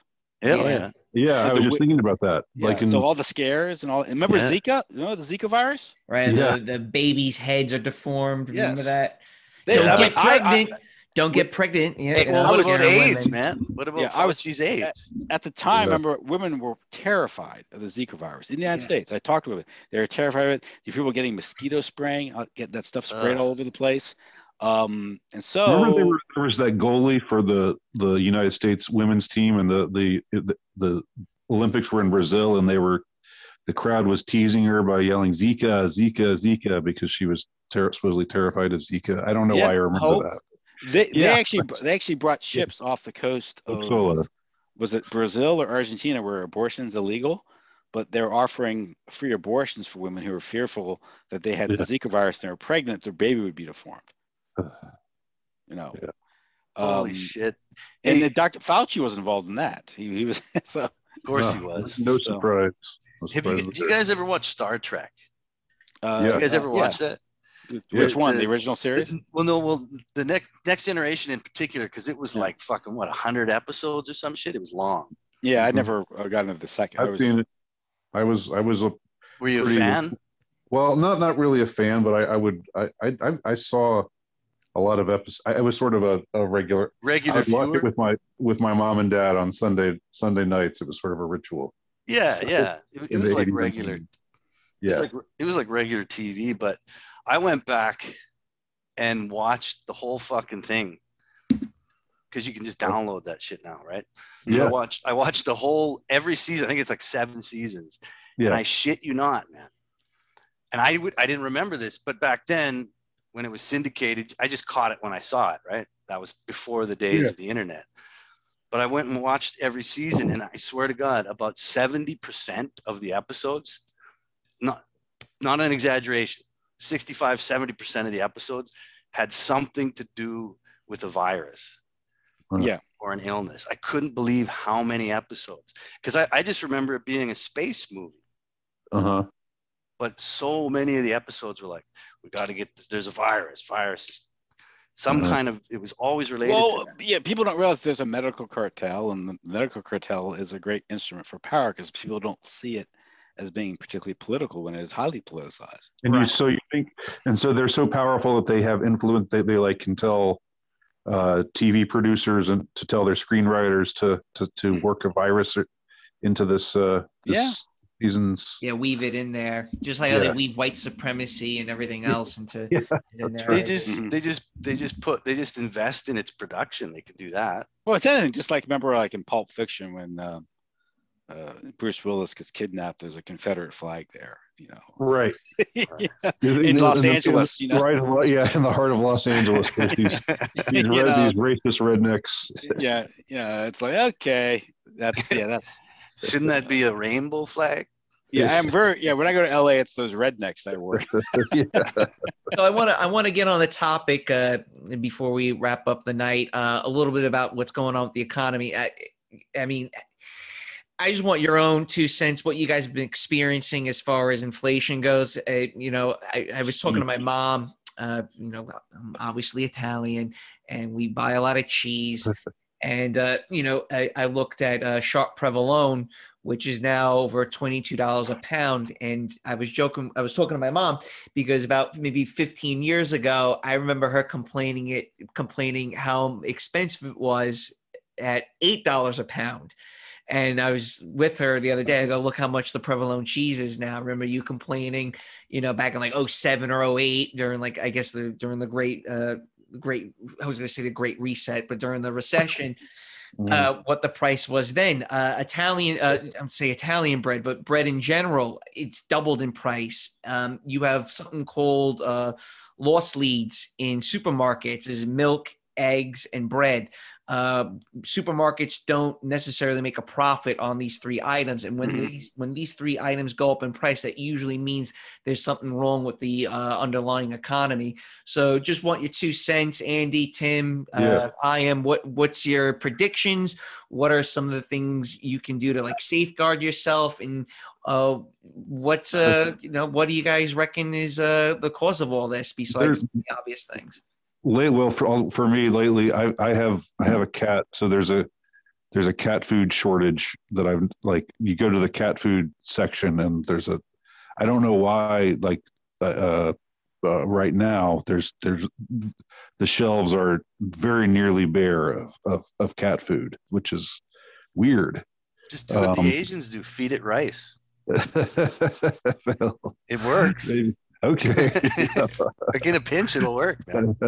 But of course, gas prices. But here, where I am in the American South, in Georgia, it's probably on the lower side. I mean, here it's pushing $4. I bet that other places it's like $6 or something, isn't it? Or it's close to $4 where I'm at.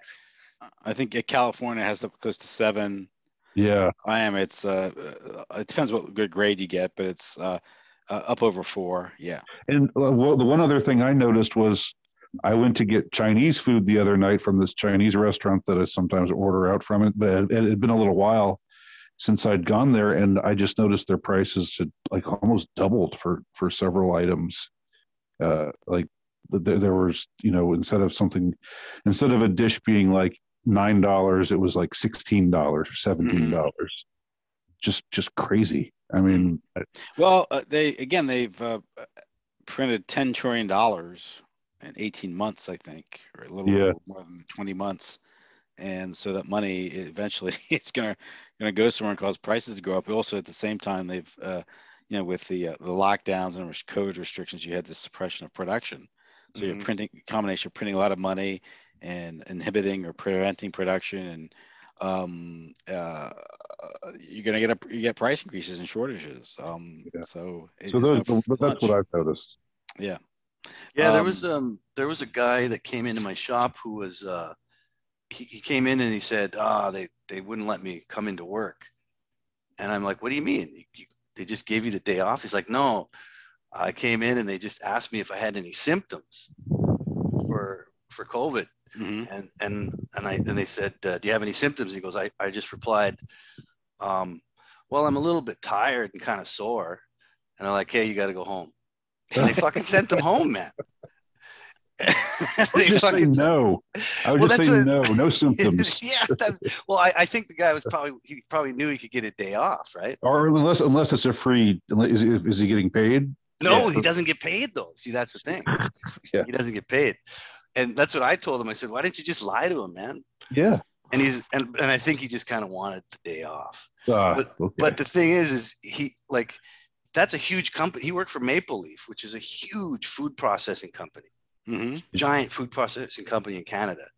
If they can just let their guys go home because they're sore and a little tired, how the fuck do they function? Like seriously, automation? How do they function? But still, there's huge staff, so they've got to have a purpose. Or maybe not. Maybe they don't have a purpose. Maybe they're just getting ready to replace them with robots. I don't know. Yeah, the automation revolution or whatever. Yeah. It's obviously the whole inflation thing has got into the headlines the past few months. Of course, now they have a war to blame on it. They can say, it was bad before that too. It was I mean, obviously, the dollar has lost 99% of its value since the Federal Reserve was created to protect the value of the dollar. But as far as this latest round, it's because they bailed out Wall Street. They locked everyone down for several months. This inhibited production. They closed borders, and now you have all this. So prices go up because you have less production, more money being created. I mean, it's the industrialization of the United States where we're totally overfinanced and under industrialized. You start seeing the ramifications of this. Then it's the fire economy. Yeah, and then with inflation is that I was listening to this Louis Rossman, this computer geek in New York. He's pretty cool. He was talking about I know the guy. He's pretty good. He's a little pompous, but he's all right. He was talking about, all right, if you're working middle management, you make $40,000-$50,000 a year and you want to go and buy a house, but the house inflated by $40,000 or $50,000, well, it kills your motivation, your drive to kind of strive, to do better, maybe take an extra course in something, better training, so on and so forth. So it literally drives people's motivation and aspirations into the ground. And that's something that I had seen in Southeast Asia, where people just, if you're making $150 a month and a piece of property is $50,000, what's the sense of you really working hard and putting your best foot forward? Yeah. Where were they sleeping, all these people? Well, in Asia, well, in Cambodia, this is kind of a crazy off topic, but when the fall of the Khmer Rouge, when they were let go of the agricultural cooperatives, people just wandered around the countryside and were like, wherever they wanted to just stop walking, they just put a stake in the ground and said, all right, I'm living here. So the overriding majority of people in the rural areas, they don't have like mortgages. They don't have property tax that they live in or whatever. Just like, well, if you lived in the city, but most of the jobs are in the city. So, you'd room up with roommates, family members, or cousins like that. And if things were to go sideways working in the capital or in a big city, you could always just go back to the countryside and tend to your land, be at your family, so on and so forth. And you'd send money from your job in the city and subsidize your parents, your grandparents, and your children. We don't have that here in the United States.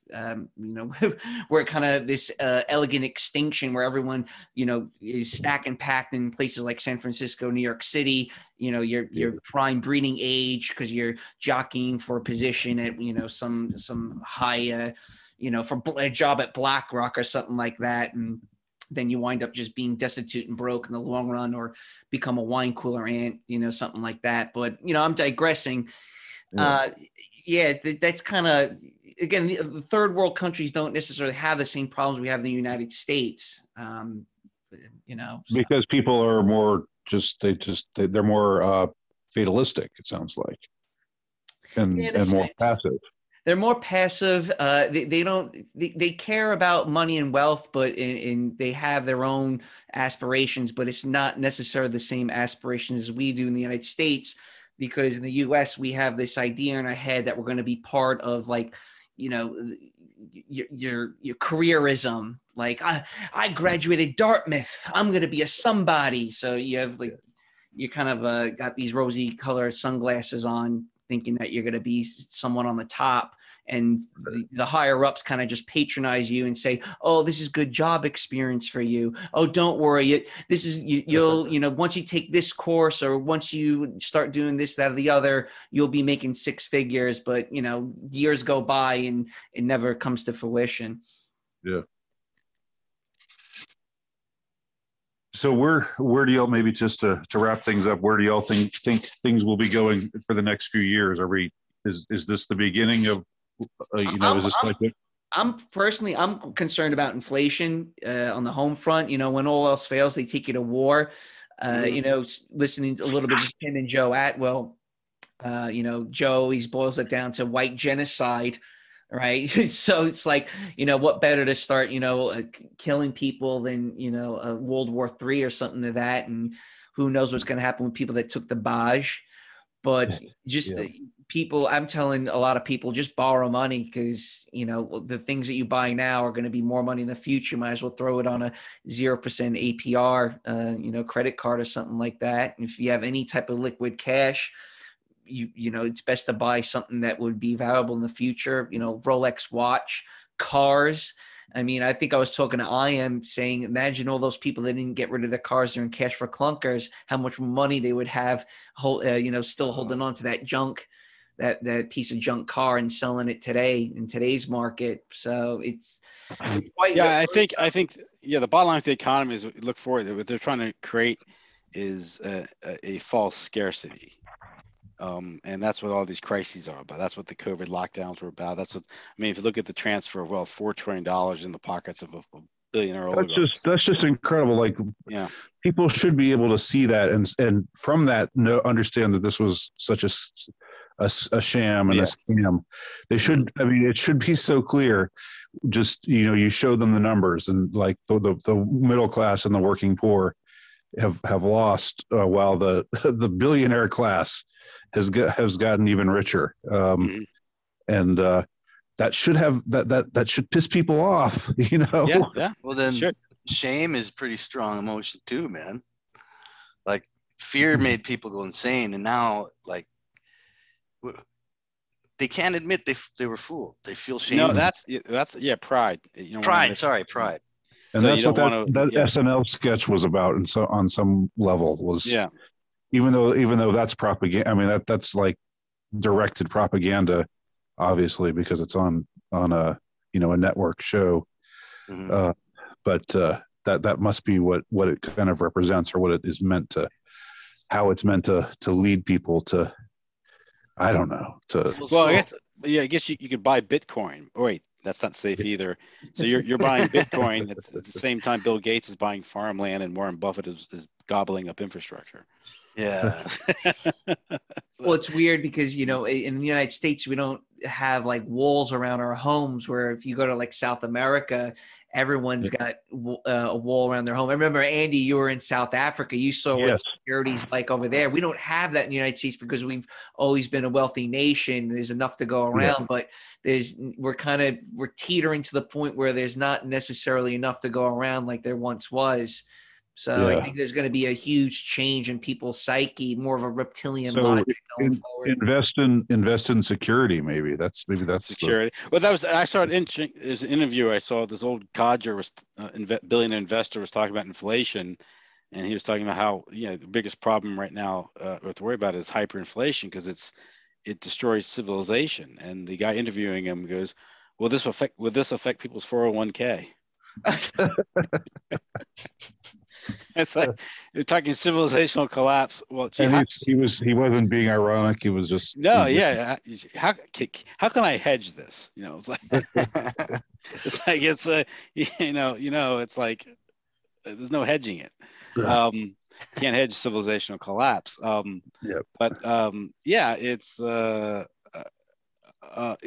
there was. I mean, what happened was with the U.S. economy and this is decades in the making, is back in the 70s when they decided to deindustrialize, create the petrodollar, the overvalued dollar. This resulted in the gradual deindustrialization of the United States, the exporting of production to the cheaper labor markets, like China and stuff like that. So you're able to tap these cheap labor markets at the same time. Then we can import it in, and we just have to spend our dollars for it. At the same time, they are bringing in a cheaper labor to lower wages for the jobs that remained. Exactly. And then but the whole economy has been propped up because the dollar is the world's reserve currency, and this created this what they call it the fire economy. It's about finance, insurance, and real estate. But there's no there really. It's just all about bond fraud and inflation, debt fueled inflation. And it's almost like they've pushed debt to the limit. They maximized debt. Now they got, what are we going to do here? Well, they had 2008, and they did the bailouts. They can't do that again. But what they did do is they manufactured a pandemic, which was cover for this massive bailout that occurred in March 2020 with BlackRock. Then BlackRock turns around with the flush with trillions of dollars, and they're able to go up and they start buying up these properties or these assets on the cheap, because everything's been deflated because of the depression it created. There is talk about places like BlackRock getting involved in like residential homes. So now they're buying up all these residential homes. About that.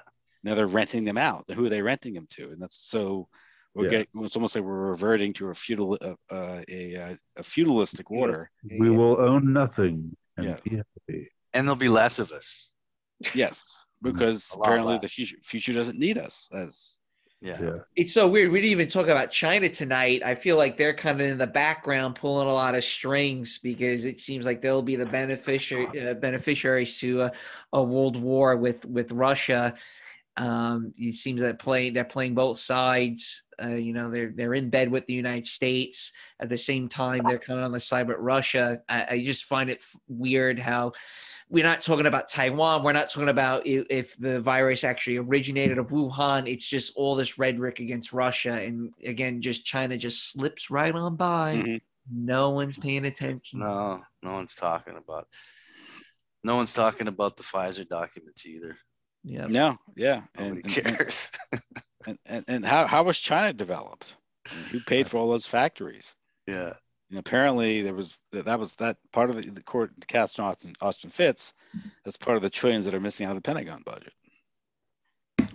So well, listen, guys, we're coming up on 2 hours. I want to thank you. I had a lot of fun chatting with the both of you, Tim, Andy. I know I wouldn't be doing these streams if it wasn't for the both of you. I've told Tim many times, listening. I come out of the Tim Kelly coaching tree. So my bookshelf, a lot of things that I've learned, the depth of knowledge that I've gained the past, 5 or 6 years listening to you. It's been an absolute pleasure. And I would not have found Andy if it wasn't for you, Tim. And Andy, you're one of the most popular people I interview on MGTOW chats. You come on every 5 months. Again, congratulations to your new book, The Insurrectionist. It's quite a catch. I'm sure some of my listeners have grabbed a copy. So again, thank you. Thank you. Thank you for having me. Thank you. It's been fun. Yeah, I enjoyed it. Thank you. You're welcome. Certainly welcome. Thank you. It was good to talk to you again, Andy. It's been a while. Yeah. Good to hear from you. Yeah, and it was nice to meet you, Tim. Nick turned me on to you when we first started doing our stuff. So, well, good luck up there. Yeah. See how things go. I'm kind of an optimist, so I'm all right. I know things were desperate when Canadians were revolting. That's something. Yeah. Canadians were growing up here. How about that? I didn't know anybody personally that went or. Yeah, but might have. They led the world though. I mean, you've got cause for pride like that. That was the seminal event. Now like they're doing it in other countries across the world. So they had to start a war to cover it to get attention. Yeah, I know. That's right. Yeah, that's a source of pride. That should be a source of pride for you and your countrymen. Well, and the other thing I had a question for Tim. What's that song that you play at the beginning of your? It's a great song. Oh, which what? Little jingle. A little jingle, man. You play at the beginning of your guitar. videos. Oh, that's the Allman Brothers. It's a studio practice of Blue Sky. I think it's from the Gatlin sessions. You can find on YouTube. Oh, yeah, I was wondering what that was. I had a question for you, Tim. Are you actually a Cars fan?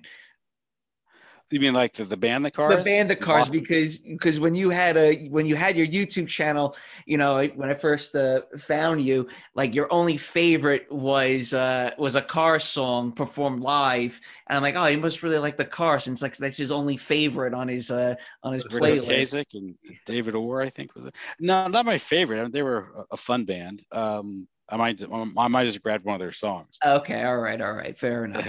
But yeah, I remember The Cars. They were kind of the late 70s, 80s. Yeah, and they're that new wave pop fusion. Yeah, sort of new wave and rock combo. Yeah. Let's Go. I remember that. Yep. Candy-O. Yeah. Drive. Yeah, we're talking about that. I recently did a show about Rich Ozak's wife, how she's complaining that no one pays attention to her, and how Rick left her out of the will because they got a divorce right leading up to his death, and how heartbroken she is. So I thought it was funny because you know, I don't necessarily think it's a good idea to divorce a guy that wrote some really sad songs about women. Is he a descendant of a Holocaust survivor? No, he's not a JWO. Okay. Just wondering. Well, listen, thanks, guys. Let's wrap it up here, and we'll be in touch. Tim, we'll definitely chat again, and Andy, we'll chat soon. All right. Okay. All right. Cool. Good night, then. Good night, guys. Bye. Bye-bye. Bye. Okay. I'm still here. If anyone else is here, I'm here. All right. Cool. That was pretty cool, right?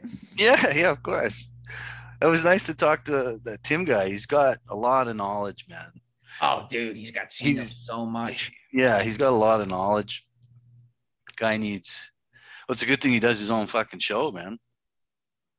Well, that's how I found E. Michael. I found everyone through Tim, to be honest. I found Andy through Tim. Wicked. Yeah, it was good. It was fun, man. Next week we got Carl Denninger, and I spoke to Tim's sidekick Joe. He's going to do a show, so I have two guests lined up. Okay. And that's pretty much it. And then I'll probably take a break after that for like a week or two, and then we'll get back into it. I'm just kind of burnt. Yeah. And let me know if you want to do a live one, and we can kind of screw around with the OBS. We could do that maybe during the week. It doesn't really necessarily matter. And I have so many fucking I really want to get back to into MGTOW topics. Content. Yeah, because I have so many things that have been sitting on the back burner. I have no one to talk to about. Nice. Yeah. But yeah, I like how Tim was getting drunk. So was I. I just killed like half a bottle of fucking Hennessy. Oh, holy God. Shit! I was just drinking. So I was just drinking tea and puffing on a cannabis vape. A doob? No, it's a vape. How do you like vaping? For cannabis, I love it because it doesn't stink and it's convenient. You get fucking ripped. Not really. It depends on how much you smoke, but I don't know. I'm a casual smoker. So what in your own if just sticking your finger in the wind, do you think we'll go to a war with Russia? I don't know, man, because it's like it's I don't even know. Crazy. I can't tell. Well, I don't even know if you can justifiably call what's happening right now a war. You know, like I don't know if that's the best way to define it. So if things escalate, and they could because it's happened in the past, I'm not too worried about it because number one, I know nuclear bombs don't exist. So I can that lie can't scare me anymore. Did you ever when Owen Benjamin played that lecture of that guy who was like touching radiation? Did you ever see that? I think I've seen that presentation a while ago. It's a good one. I saw, but I never saw like a complete one. Yeah, I never saw a complete one, but I did see like clips of it, and it was fascinating. But I mean, it's not even that. Just just the idea of a giant, mankind killing weapon. It's just perfect fear porn. Keeps people so fucking scared. And it's the same with viruses. All you got to do is just say, hey, there's a virus, and everybody fucking panics, man. Fuck, I didn't even bring up the David Rothschild tweet. Thousands of years from now, there's going to be a Jewish holiday centered on the exploits of Zelensky. And while the details will be fuzzy and or wrong, the moral will be little Jewish girls and boys can grow up to be the badass leader of a multicultural democracy. Oh, my God. Oh, then he goes, anti-Semitism is really digging into this tweet, casually hoping for the annihilation of all Jews, which is exactly why on our holidays, we both remember and celebrate our greatest triumphs, but also remember and build strength from our lowest moments. That's Soros? Rothschild. I mean, sorry, Rothschild. Sorry. What the fuck? These people are... I think they're having some kind of weird euphoria high off of all the fucking children's blood they're fucking drinking, man. Foreign donors contributions by individuals of more than 50,000 to the Clinton Foundation between 1999 and 2014 by nationality. Ukraine, 10 million. Fucking Christ. That's pretty wild. Yeah, man. It's becoming so apparent and open. I remember 9/11 very clearly. I was like 27 years old. 28 years old. I remember very clearly. And when that happened, it was everything about the conspiracy side of it was laughed at, completely laughed at. And then truth didn't start coming out until, well, here we are 20 years later. Now these motherfuckers don't even wait. They just tell you they're doing it to your face. That's the thing. It is. So it's right in front of your face. Yes. Read the documents. Go on the UN's website. It doesn't take. It takes 1 or 2 clicks. Yeah. It's not like it's not part of the dark web. Yeah, exactly. No, we just read the documents. Just go to the World Economic Forum webpage. Just go to their website and read it. Like they basically spell out what they're doing. Their mouthpieces are announcing it on publicly, right? Like everything is so accelerated in your face. So that's what's fascinating to me, man. Like the shit that Trudeau pulled off in front of cameras and the language he used, it was like this guy's playing the part of a fucking Cuban dictator. Yeah, he's playing it perfectly. Like this is what. They would never do that 20 years ago. Hey, I got one for you because I never talked to you about this. How about the people next to a politician doing sign language? Yeah, that's weird. That's always weirded me out. Okay, there's something called closed caption.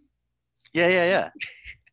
And then for Trudeau, when he was talking about the Emergency Act, he had 2 people next to him doing sign language, not 1, 2. Yeah, it's weird, man. That's always bugged me because you're right. They can use closed caption. Why do they have a fucking person there waving their hand next to them? Why can't it be in like a little corner or something like that? Why does the person have to stand right next to the person speaking? I wonder if it's like a form of distraction to the viewer. I think it's a form of distraction, and your focus and attention is on that person, not the person speaking. Not the person speaking. Yeah, it's like a ventriloquist dummy. Now, when I try telling people that, they think I'm fucking nuts. Of course they do. And then I say, there's closed caption. And then you look at like they like a deer in headlights that I said that. Yeah, absolutely. I've personally had it with anyone that's like I've had it with people that are not waking up or not in tune with reality. And I just become like not aggressive, but I say the most un-PC shit imaginable you can ever imagine. Yeah, man, it's fucking rough. I don't know. Like that's the only. I do think that is, like with expat aftermath, Foreign Devil. He wears fancy pants. I mean, to be quite honest with you, and he doesn't. He grew. Not talking. I'm not saying anything disparaging about him, but he's very polished.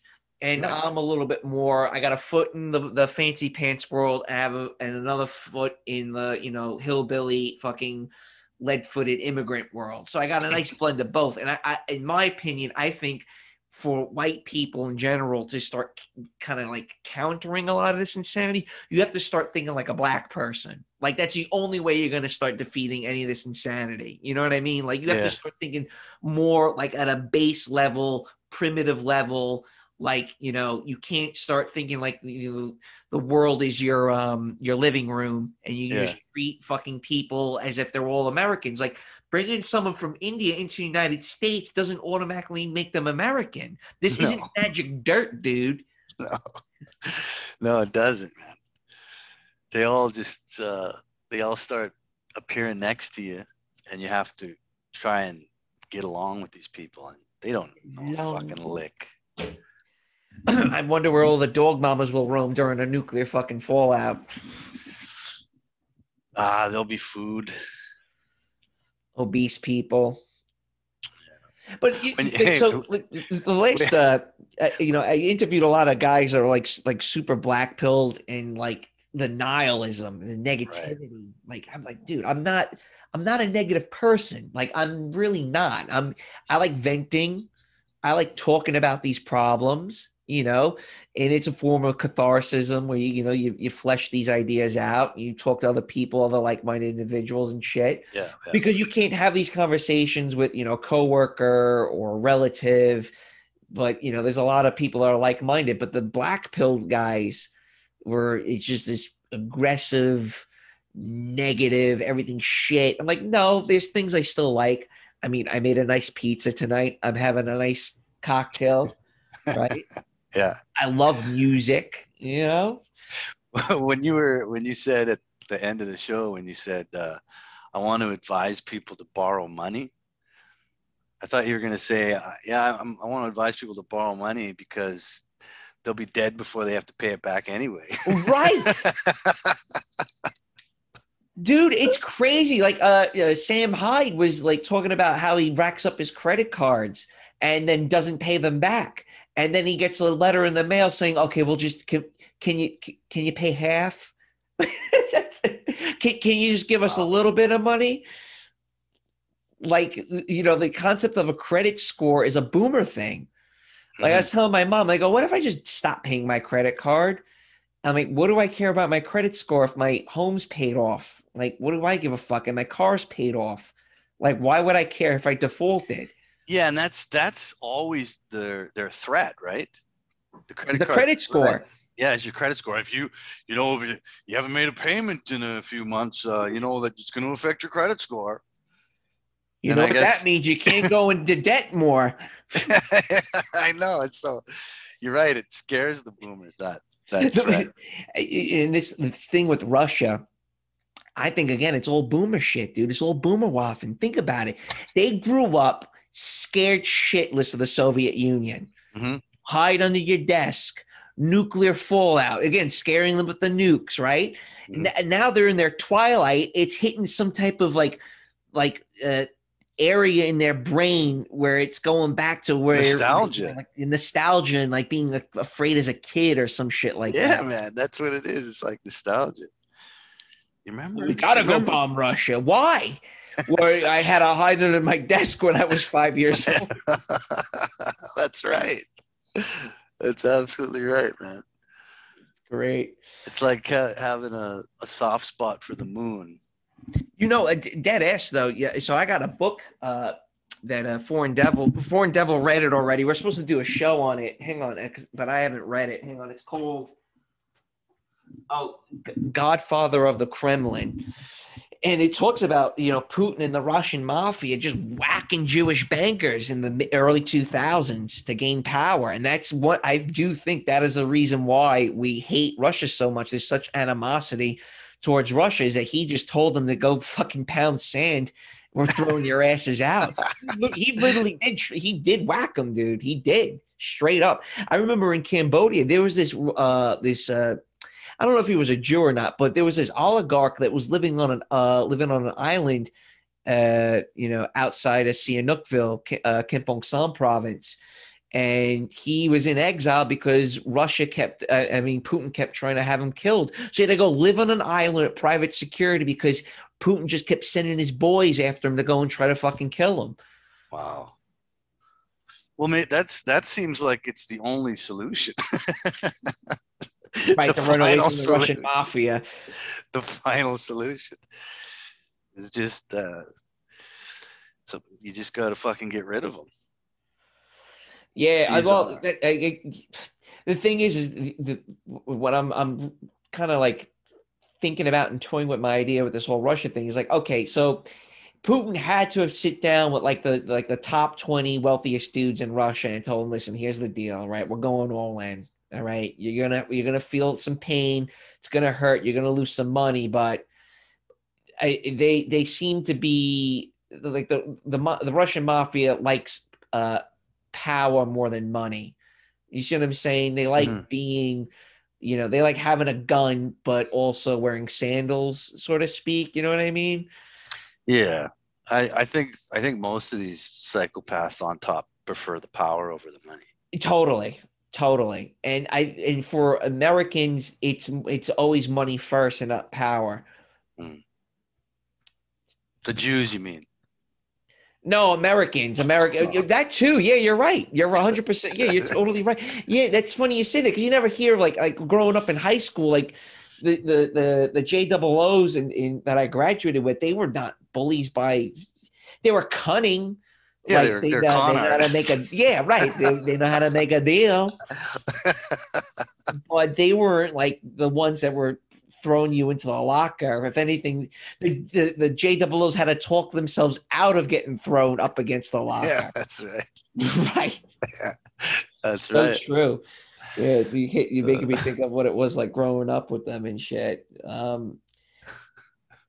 Right, and they probably can't stand like people like Putin or whatever because it's more like, it's more of a trashy way of doing business and stuff. The Jews managed to get the Tsar killed and then there's the Bolshevik Revolution. Yeah, right. And then somewhere between that, and then I guess they just fucking sodomized themselves to death. Well, I think Stalin got rid of a lot of them. Once Stalin consolidated power, it seemed that the Jews, the Bolsheviks, they were in exile or Stalin, because Stalin wasn't a Jew. No, I think Stalin used them at the beginning, and they're like, okay, I've had enough of you and your nonsense. So you have to realize something. After World War II, it wasn't like there was still mass starvation and people dying. You know what I mean? Yeah. Yeah, it's a fascinating. That whole country's got an incredibly fascinating history, man. Well, I tell you what, highest rate of abortion. What country? Russia. Yeah. I would, in my humble opinion, most hypergamous women on planet Earth, Eastern European, Russian women. My worst experiences with women have always been Eastern European or Russian. Ukrainian. They're horrible. As much as we bitch and moan about American women or Canadian or women from England, dude, you have no idea how bad women from the Eastern Bloc are. They are horrible. Did I ever tell you this story about when I was hooking up with this Russian broad in Cambodia? I don't think so. Maybe you did, but. So my best friend was from she was from Moldova, and she spoke Romanian, she spoke Ukrainian, she spoke Cambodian, and she spoke English, and she spoke Russian. So she spoke multiple languages. Mm-hmm. And I'm like, I was not attracted to her, even though she was very pretty. I just couldn't bring myself to hooking up with her. Whole other topic for another day. Personality? No tits. Oh yeah, no. I'm a strictly boob guy. Okay. It's my one thing. Ziploc bag full of pancake batter. So I'm like, hook me up with one of your Russian friends, right? So we go out and I meet some of her friends, whatever, and I'm like, I like that one. And she was like, I don't know if that's a good idea, Nick. I'm like, no, hook me up with her. It's cool, dude. Like, yeah, she's kind of hot and she's kind of sloppy or whatever. I can definitely hit it. She was like, all right, if you want it. She gave me her number. I started exchanging numbers with her. I think her name was like Slovenia or some shit like that. So she invites me over. She was 40. She married a Cambodian general. She lived in like this villa in the outskirts of Phnom Penh. And she invited me over for dinner one time.